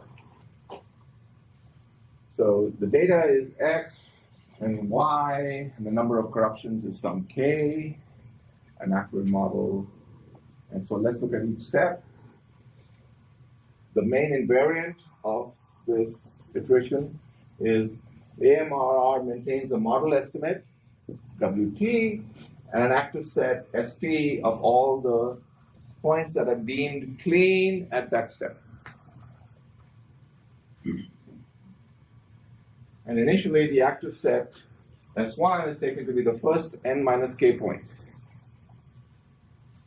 So in this case, initialization says, there's enough clean data that I'm just going to start off with this. So if you're going to map back at, is this minimization going to converge, and is the initial step important, then we have to prove that this initialization lies within our restricted domain. Right? So remember, n is my vectorized version of the solution vector, as well as each image. Each image is a column. At every time step, AMRR first fixes the active set. So the active set is fixed, and it says, update the model via least squares over the active set. So I fixed my corruption. I've broken the nonlinearity by choosing a partition and fitting my linear model. At the next step, I fix the active set and update here. So I had fixed my model and update my active set, SP1, by taking the n minus k data points of X with the smallest residuals by magnitude with respect to the updated model and designing them to be the active set.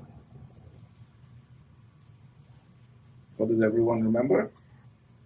Greedy. The greedy approach. And the proof is it works. But with very tight bounds and conditions. So when you have update the sparsity part, involve a partial sorting over there, which can be slow. No, not really. It can be fast. So you can, this is where the computer science in me comes in. Right. So I can, go back and build a set and sort them with their residual vectors. And every time, in every loop, I want the smallest k residuals. So I build a priority data structure that maintains for each of those pixels the ones which are the smallest.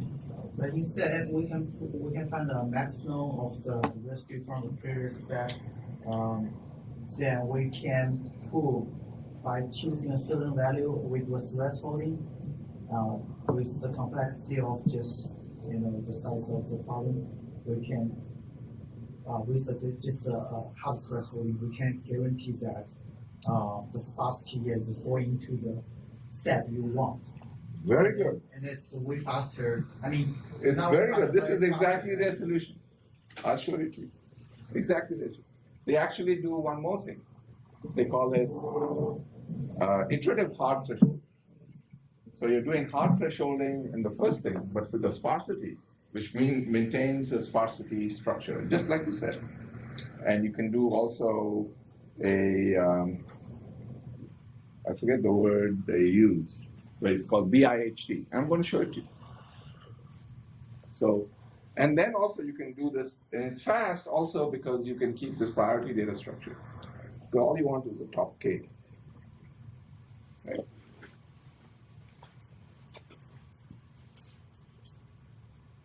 So speed is always important, but let's first worry about the accuracy and convergence guarantee. But yes, very correct, and you are very good in pointing it out. Okay. And what are the ramifications in terms of the original question you asked at the beginning 2 hours ago about recognizing someone's face? Well, Yes. So that will be the exercise I'm going to do right now. Let's go through the theory. And then I'll apply it and I'll show you where these bounds fail. And determining the cutoff requires a lot of tuning. But I like this exercise because it teaches us a methodology and the proofs are not that difficult. And it gives you this nice, somewhat rigor. And also tells you what the limits are. No boasts, Can you do better? Of course, if you can improve the type of bound. So, this is the property they prove. So, subset strong convexity, smoothness property. A matrix is said to satisfy the alpha K subset strong convexity and the beta K smoothness property of order K if for all sets S of size bounded by K, we have the selected subset beta K times alpha K. So That's a little weaker than the RIP. but it's using RIP. It's using RIP. Why do you say it's weaker? Yeah. well, because It's based on RIP. the alpha K can be very small, beta K is allowed to be large. Yeah, but the exact ratio of beta K or alpha K is the condition. Is what we call the condition of it. And Ron said, Yeah, think it can about be- beta. okay. So this is exactly the. So SSC and SS properties require that the design matrix X formed by taking any subset of K pixels from the data set of N acts as an approximate isometry on all p-dimensional points. Right? And this is exactly related to the RIP-inducing distributions of a matrices. And also, they produce the matrices that satisfy this SSC and SSS with high probability. So I'll show you the theorem, and then I'll use that theorem to prove it.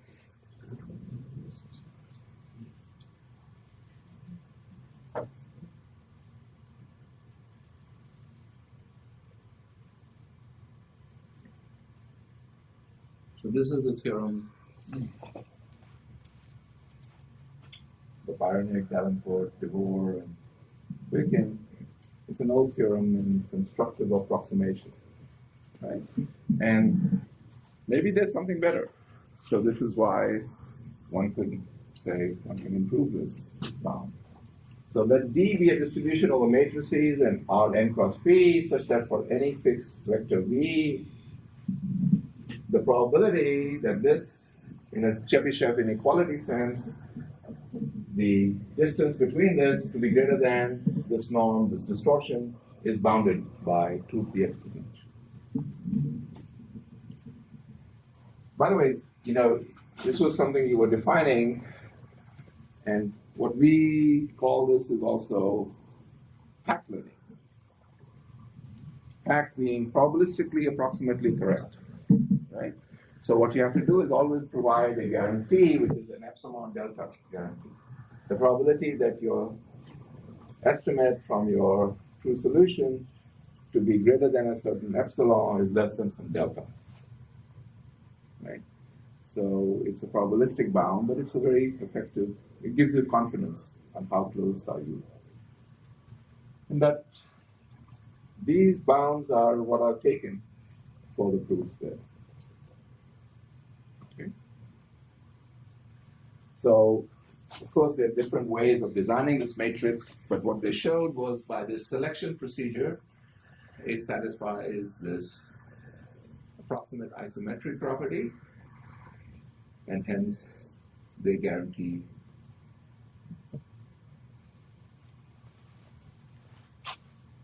convergence. So let X satisfy the SSC property of an order n minus k with parameter alpha n minus k, and the SSS property then such that beta k over alpha n minus k is less than 1 over square root of 2 plus 1.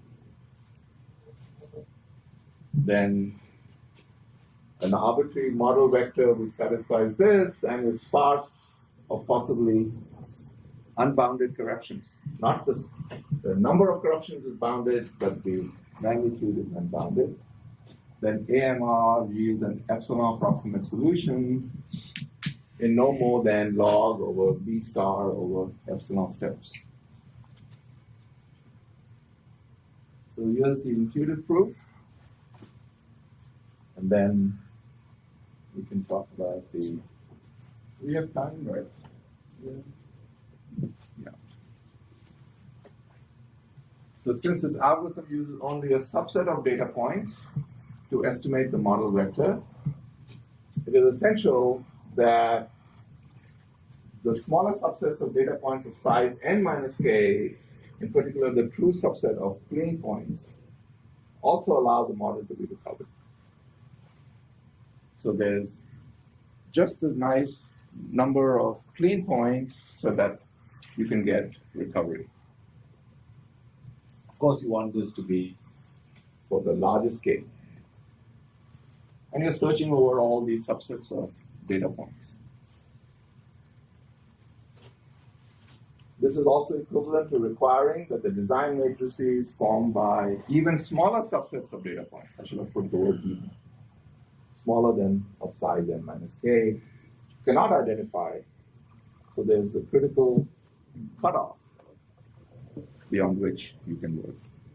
If you go below that, then it cannot work. And that's what those two properties are ensuring. You know, the distortion is bounded on both sides. Okay. The sparsity model is known, and how the algorithm can be. I'll show you my implementation. So what you have to see is for that database, you have to tune, you know, and you can post. You better not wear glasses when I take the test image. Take your glasses off, and then it will have a chance, or something like that. But that's exactly, so any face identification biometrics can be made more and more robust by either having a lot of samples in your database, more and more, right? And so that it can tolerate different amounts of corruption.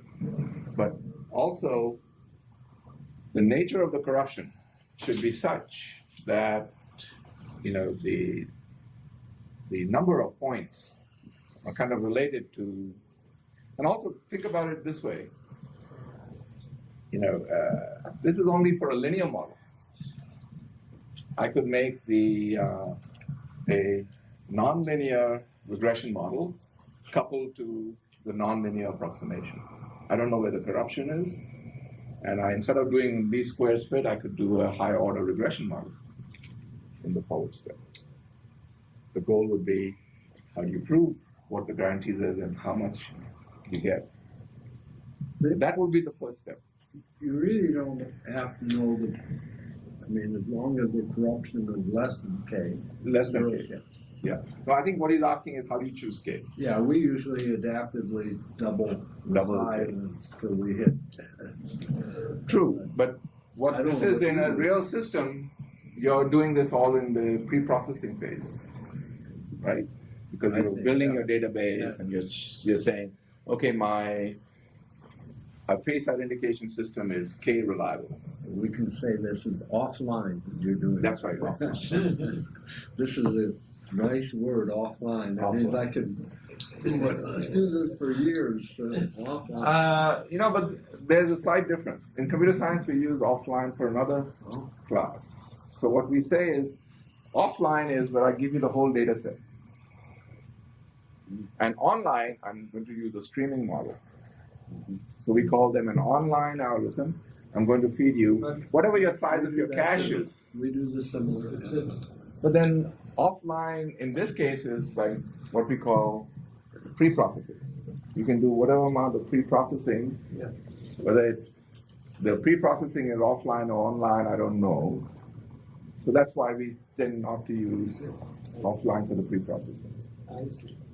Because online has the very notion that you have a limited cache, and I'm going to give you the data in a stream, and you have to, right?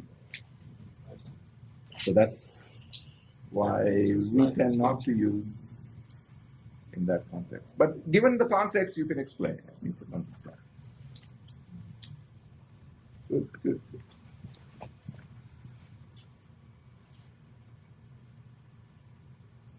Okay. So let's just look at the proof, because it's worthwhile to see how this comes in. And believe me, I've been looking at this proof, looking at the data, going back and forth. Because there's a lot of complexity, there are a lot of variables that are nonlinear. Approximation is nonlinear in understanding as to where the cutoffs are. Yeah. So let the residuals, the vector of residuals at time t, and let Ct be just the correlation matrix, St transpose Xt, and S star be the support. Then in the model update step, we solve a B-squares problem, and since that's analytic, you take the pseudo-inverse, and that's your update. The residuals with respect to this new model can be computed, right, with respect to this updated WT. However, the active step update selects the set with the smallest residuals, in particular ensuring that at time t plus 1, for your st plus 1 is less than or equal to Rs star, which is the true solution. So this is a thing that is partly an assumption and partly a condition. This invariant you have to keep in your algorithm. Right? Even for S1. So let's think of the initialization step. I just took the first n minus k. I didn't have any residuals calculated at that time. Right? I took data, but I can always be a little smarter and take data which is not just 0. For the example I'm doing. Right? I put zeros in the blank out regions. But I can't assume 0, so I can't really know what is corrupted and what is not, because it can take any value. So the initialization step is kind of crucial. But even for, in real practice, because you have to keep this invariant, that at any step, you're bounded away. That means there's enough clean data, and the corruption is small, that even if I randomly picked some points, I'm getting enough in my set of n minus k points that I can give you an improvement in the model. Otherwise, I cannot converge if each minimization does not improve the next. So initialization cannot be just. So that framework of just taking the first has bounds, and if you are cleverer in your initialization, you can be better in your bounds. So then plugging this into both sides of the equation and using that B star is 0, this is just an assumption that you have the right, this is correct, I'm sorry, this is not an assumption, this is correct. For the correct support set, the clean set, right, all the complement vectors are 0, they are unclean. So it's the number of non-zeros are captured in the support set. So that star there is the conjugate, the complement of that either. Then excess V minus X transpose V is bounded, and with some simplification, you get this bound on your values in your B star set, which gives you this relationship with respect to Bk and alpha n minus k. So this last step follows from the application of the SFC, SSS properties by noticing that the set divided by this, or the, at any step, the ST plus 1 is providing enough clean data. So this ratio is less than or equal to K. The corruption. So at every step, ST has some corrupt data. Right? So initially, I'm assuming that I have a lot of clean points and there's corrupt data, but at every step I'm improving my active set, and the sparsity of the number of corrupt data has to keep going down, or I should not say sparsity, but the energy has to keep reducing.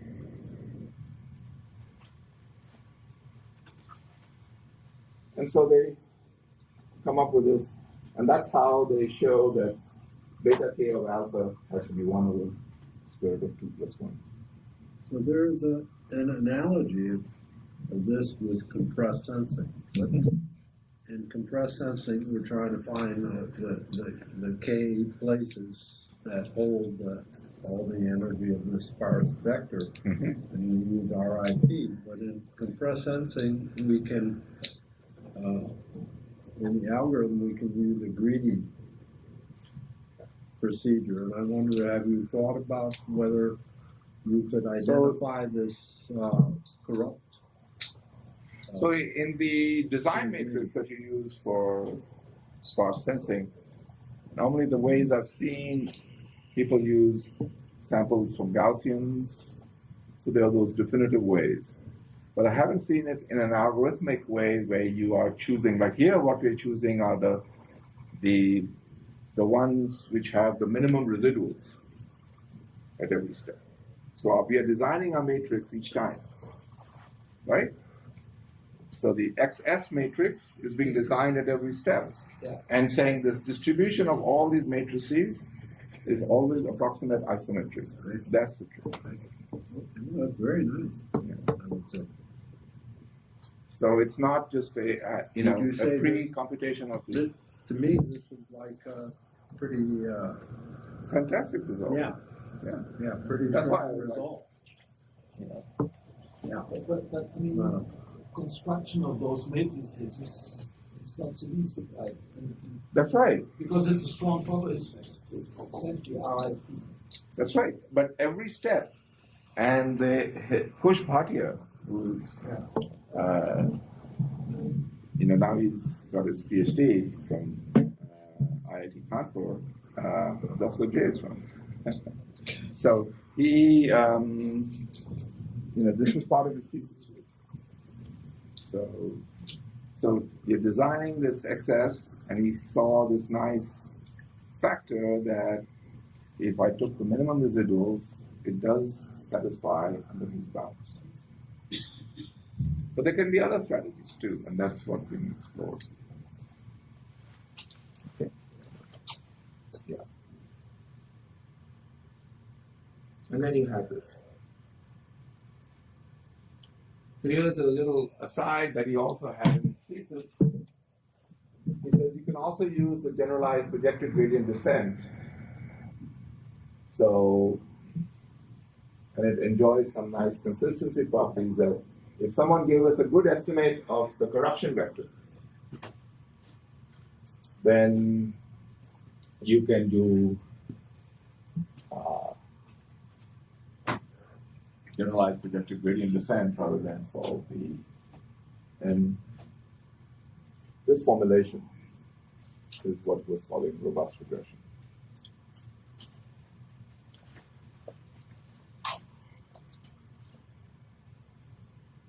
And here's a comparison,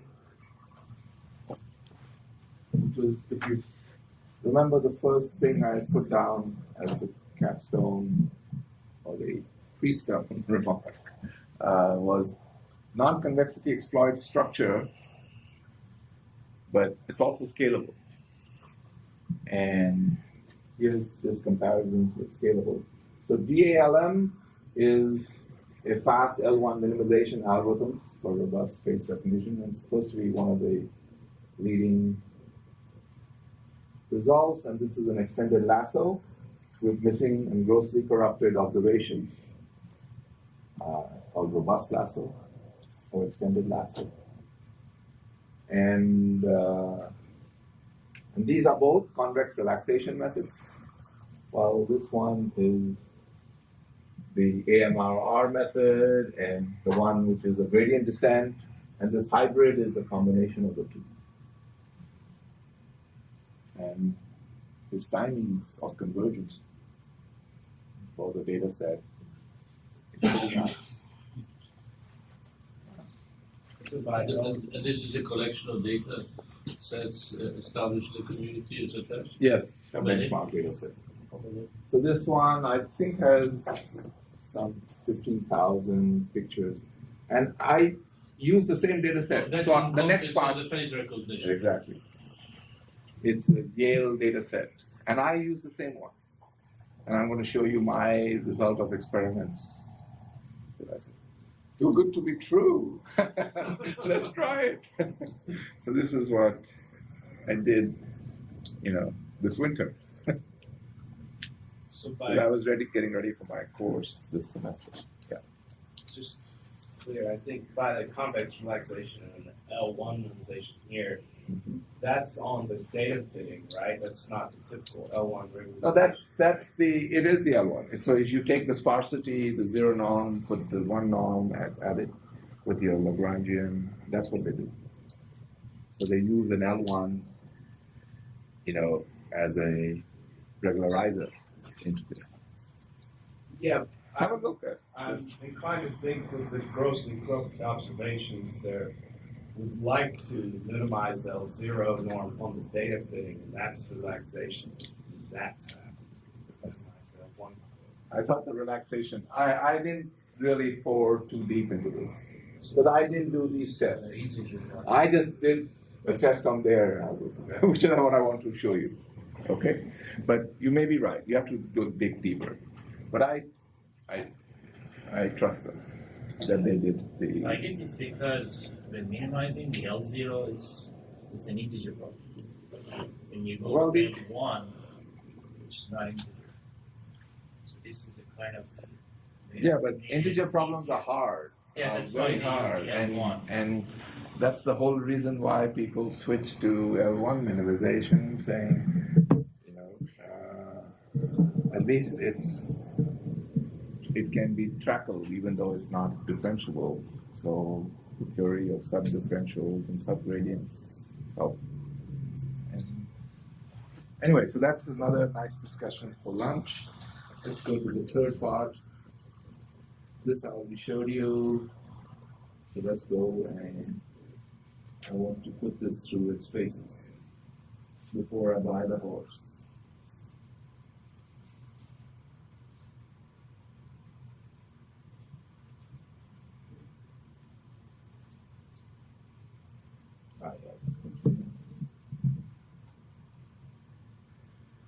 So let's go this later. So I took a small collection. And this you can actually do on your laptop also. So we took a database of 1,640 faces. All of them are 50 by 50 grayscale images. We co-registered them, right? So we didn't have. And this database we constructed, and I say we because my PhD student helped me a lot. Thank God for PhD students. Thank you. And so there are 10 copies of each image, not identical, different. And I mean, there are 10 persons, and each person has 64 pictures out of the 640. And then we took from some other yearbook database and put 1,000 others. So these 10 people are on the invite list, right? And the 1,000 others are. Transforming them. Yeah, because we have to select these 10 out of the 2. So my data matrix is 2500 by 1640, right? Because it's a 50 by 50, so the vectorized version is 2500, and each is a column. And K represents the number of corrupted elements, and therefore S is the sparsity. So this was the problem. We denote the AMRR. So we tried 2 things. What I call algorithm A is without imposing sparsity on the output. So the corruption is sparse, but W is not sparse. Algorithm B, I also impose the sparsity on my W as an additional constraint. And this turns out to be crucial. So this is another thing that's still puzzling, and maybe you guys have very good insight as to how. So there's the sparsity in the. There's no B in that. Algorithm B. There's no corruption vector in that. No, the corruption is also added. All I'm distinguishing was that this intermediate step, so this is broken up into 2 steps, this intermediate step. But you're right, I should have written the full formulation with an additional sparsity. So I have the sparsity for the corruption. I'm saying the number K of corrupt pixels is a small fraction of the total number of clean pixels. But I'm saying that the solution support vector, the model, should also be sparse. And that coupling is also interesting because it relates to, why the residuals and the design matrices have this nice grip property. Right? Because what W, remember, is which weight should I give to which of those peak pictures? I'm saying not all the pictures' features have to be interpolated. So given the corruption, and I'm only wearing glasses, then I would like to identify a smaller subset of the total number of pictures which fill my gap. If I take a dense vector and interpolate all the pictures in my database of myself for handling the corruption, then I don't get anywhere. Which is very interesting. So let's see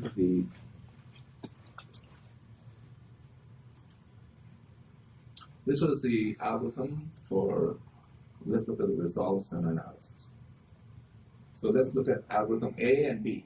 So again, just to be clear,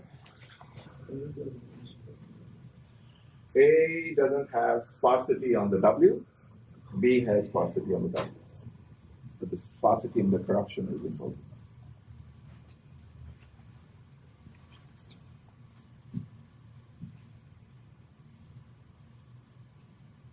Do you choose the sparsity on the W or? Yeah, so that's fine tuning. Guess. I tried for the database because it's related to the pictures I had to create and so on. So I don't know. But the nice thing that came out, and I pointed it out to Kush out here. He said, yes, it is kind of tucked away, but I said, how do you, and there are different sparsity coefficients, right? And he says, oh, very cool. So that's what he's thinking about also now. So input A is my target image. It's been corrupted. It's 40% corrupted. B is like a ground truth image. Why I have the ground truth is because I took this image and corrupted it. This is the photograph that is taken for the person coming in. Not the database. The database is... But both of these examples have 40% corruption, whereas this missing part is what's small in the second case, no? Oh, this is a typo. This is 20%. Sorry, my fault. Too many numbers. I should have said X and Y. And X, Y is smaller than X. But you're right, this is 20% corruption. And so, this is the result of algorithm A. So if you don't impose sparsity on your model solution, or the support of W, then if we had 64 pictures for each one, it's providing a support vector, W, which is interpolating between all the 64. And so the least squares solution or the IHT solution, the blur. Yeah, it blurs. But as soon as I impose the sparsity, and I'll show you the values, then you get a fairly decent result. I was wanting to get difference images also. Because your database in both cases included the full information, right? Huh? That your database, your original matrix or whatever, included pictures of those people, right? Yeah, but it's not the same picture. It's not the same picture. How different it is. Well, I find it amazing that there has to be some information there. Yeah, you know what? I'll tell you why it's not so amazing. Because I've been thinking of this for a while. We, as recognizers, this is just eyeballing norm, right? We pick up on a lot of features that are already present in the non-corrupt. We are not really examining the difference. But you can see here, this is quite different.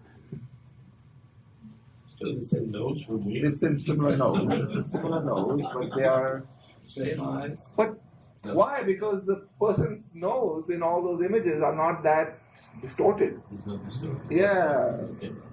So that's what I'm saying. There was information with his nose. Of course, all the pictures. They are not the same picture, but the nose doesn't change that much.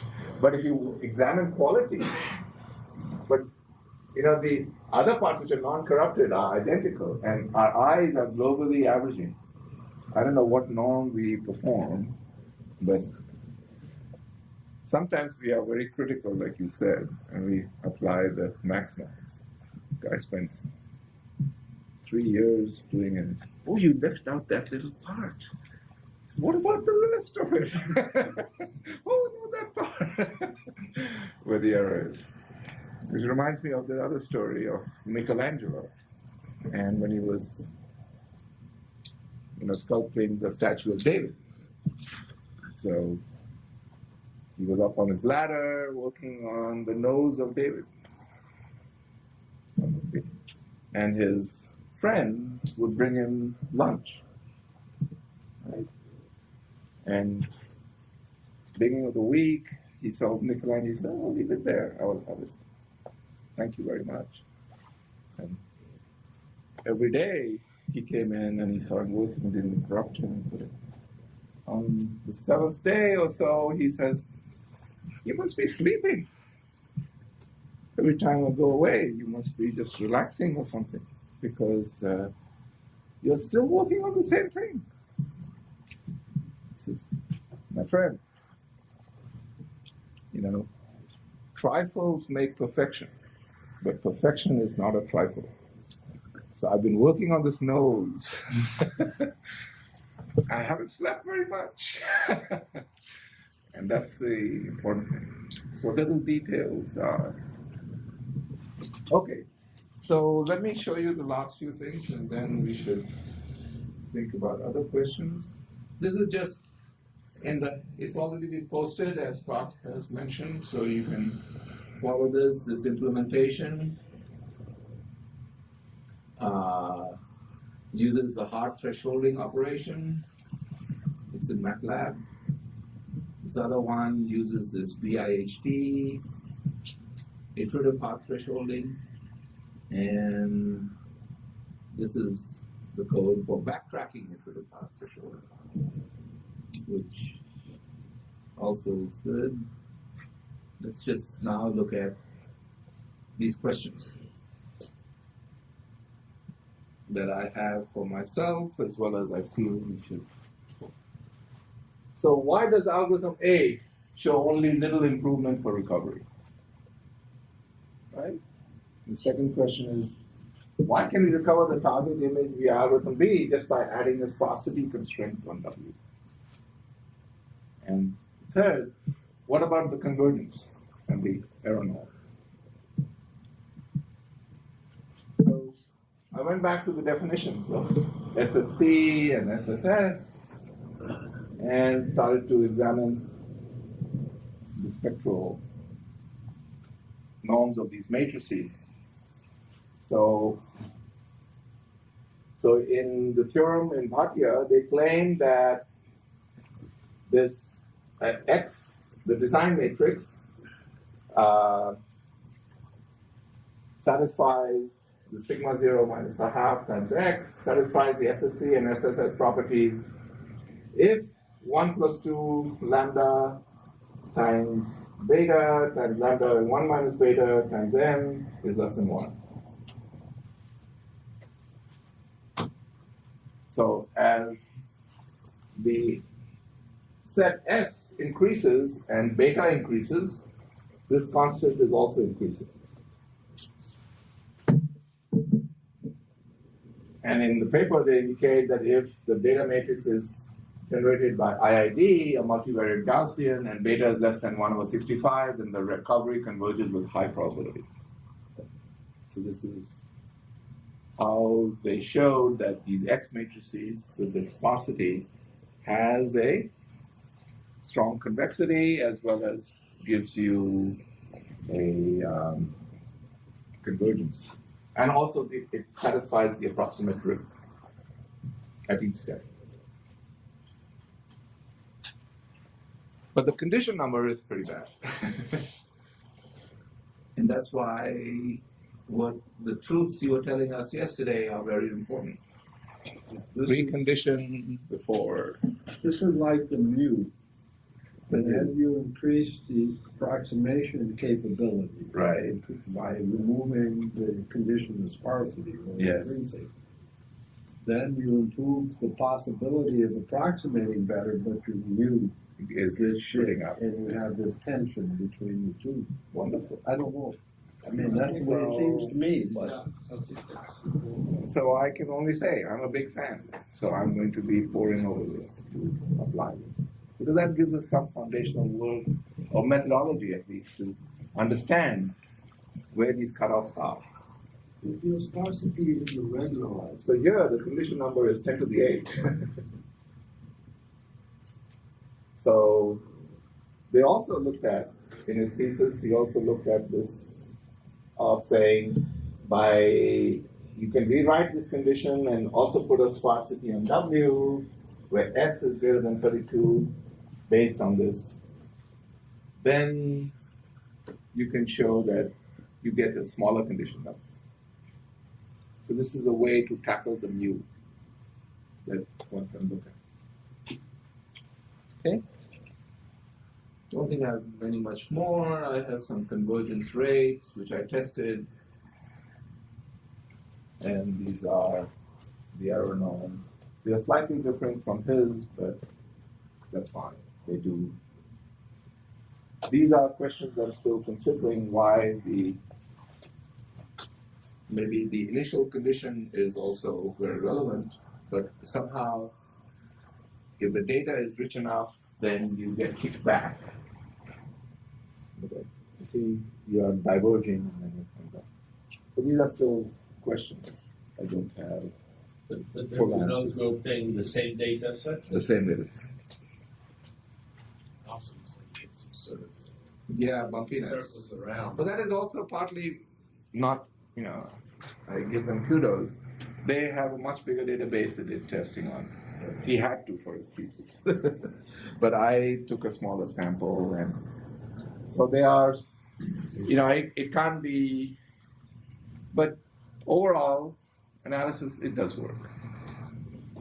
And even more importantly, the mathematics is important. The understanding of the limits of why it works. Things are restrictedly strong convex. Convergence will happen, knowing the precise bounds. Of course, that tuning is very data dependent, but that's what one can learn. So in summary then, we are learning from models from this data, and we should be using optimization all the time. Optimize the data, optimize the model, understand so that we are getting information out of it and not garbage, right? And once we fit that, then we can have good, for the test cases, good prediction guarantees. So we talk about using wavelengths, right, to vectorize those images, but that's not what you did, right? No, that is not here, but in my hyperspectral data, I can show you an example. That was how did you vectorize those pictures? Was it just a brute force vectorization? Pixels. Pixels. Oh, just pixels. Just Yeah, pixels. and this is just grayscale, remember? The database I used was grayscale. But maybe you had vectorized it using the results would have been different.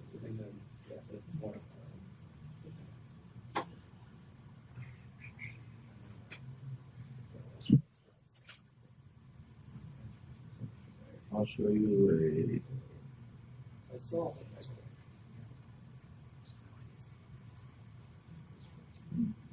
maybe it's in my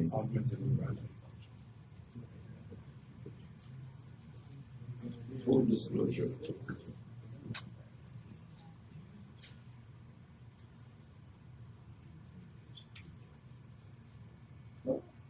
No.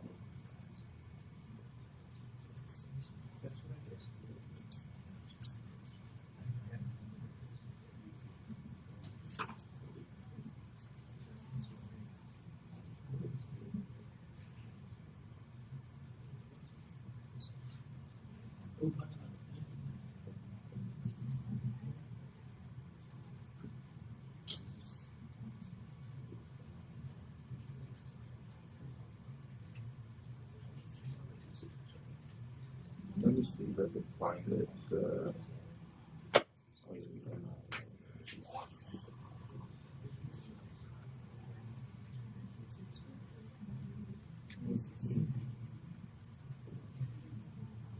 I'm not finding the right document, but I think I have. So I want to show you the data.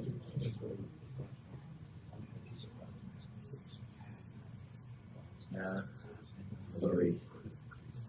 Oh wait, I do have it in my. So this is a very nice problem that not completely solved, but where we apply wavelengths. So,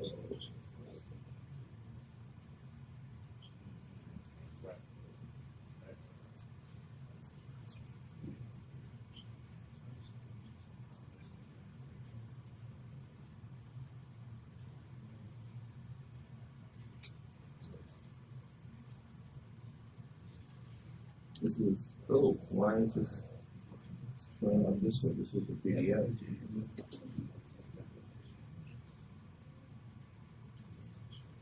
Keynote is not so.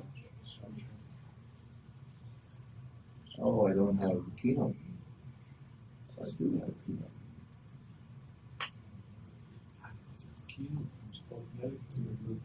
Applications.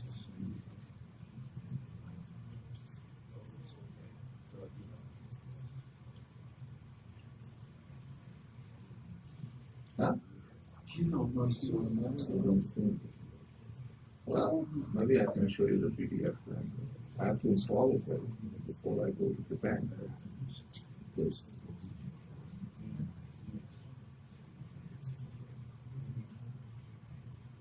So, how do you view it?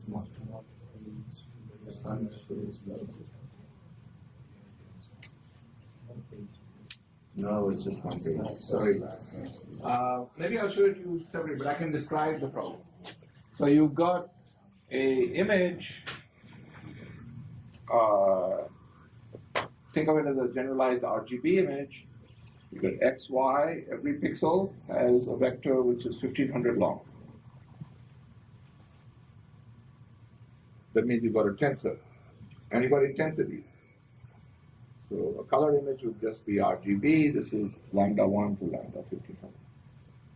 And there's both redundancy in the spectral channel and also in the spatial domain. And so what one does here is saying, okay, I want to compress the data so I can do blocking.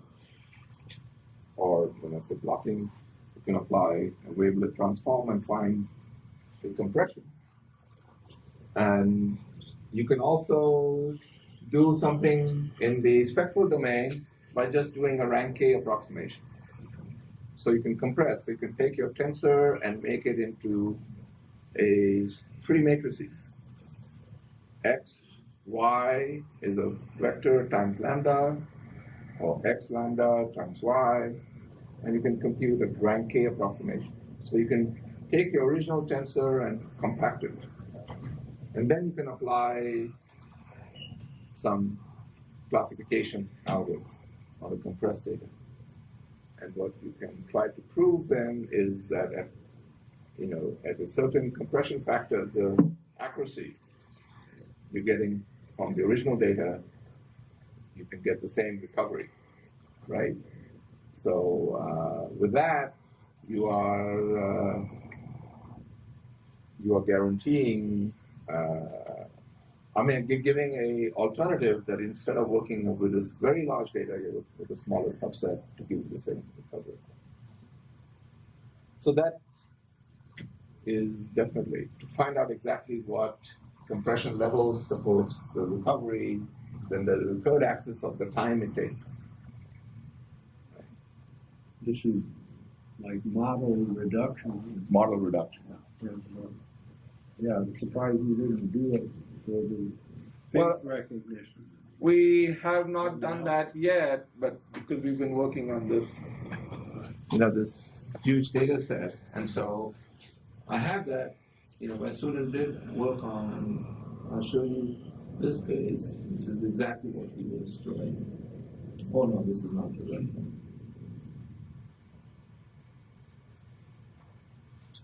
Because what we are trying to do is not only we are trying to improve the resolution of the image.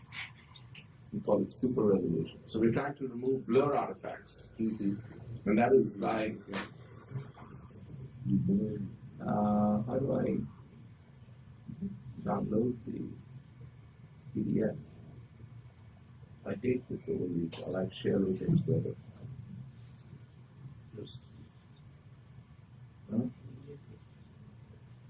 The PDF you can download. The preview. Yeah.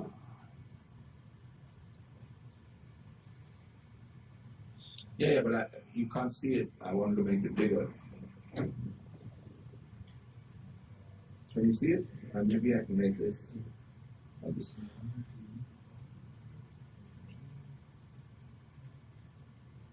So this problem is very similar. So let's see. You're given this hyperspectral cube, right? Width, height, and the band. And what you're trying to do is solve this somewhat inverse problem. You're trying to de-blur. There's a downsampling matrix and a blurring matrix. So this is your data, which is the blurred data, and you're trying to recover this image. So you're trying to invert these two. So you solve this optimization problem with some regularization. This is the current method by Wang and Hart. And what we are doing, and they also tried different regularizer, 3D TV and so on. What we are doing is trying to do this by this direct non-convex scheme, but the first phase is you compress the tensor. And you build, anyway, When you say tensor, you mean sum of rank 1 functions. no, we don't have a rank 1 decomposition. That's a hard problem. You We don't have the rank 1 decomposition. If you can compute the rank 1 decomposition, that would be very nice, but what I'm doing is I'm just doing compression. So I have my tensor, I'm building a smaller tensor, which is the best, in some sense, quote unquote, border rank approximation to the tensor. What I mean by that is that each mode is bounded by some. If I took a vectorization of the tensor along each of the 3 modes in an order 3 tensor, then that each matrix I take a rank k approximation. Then I can give you a new tensor, which are the best, a new tensor which is in some sense border rank k approximation of the original tensor. And then I apply my deblurring to that, and so you're saying this large tensor, I'm squeezing it down. But the size of your tensor is still the same. It's only the reduction in its. I can also make the, by the mercy, I can also make it smaller. I can just take those empty columns. That is the.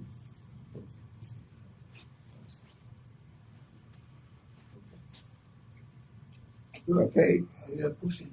Exactly on time. Huh? Right. Actually, there was a breakout session. Right? Yeah, we were breaking out. Oh, so did I go over?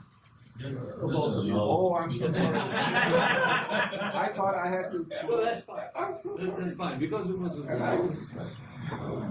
Oh, we have to stop. We made the break. No. Yeah. Oh, I think we are good in time. What Peter told me, there's planned lunch now, a couple of, say, 200 yards away, in a nice place. So we have to be there. I missed out on time. Because you reserved. I thought I had to 12. So we have to be moving from here. I didn't feel pushed. About 10 past 12. Okay, so we can still break out until 10 past 12, and then we should be moving. Okay? Okay.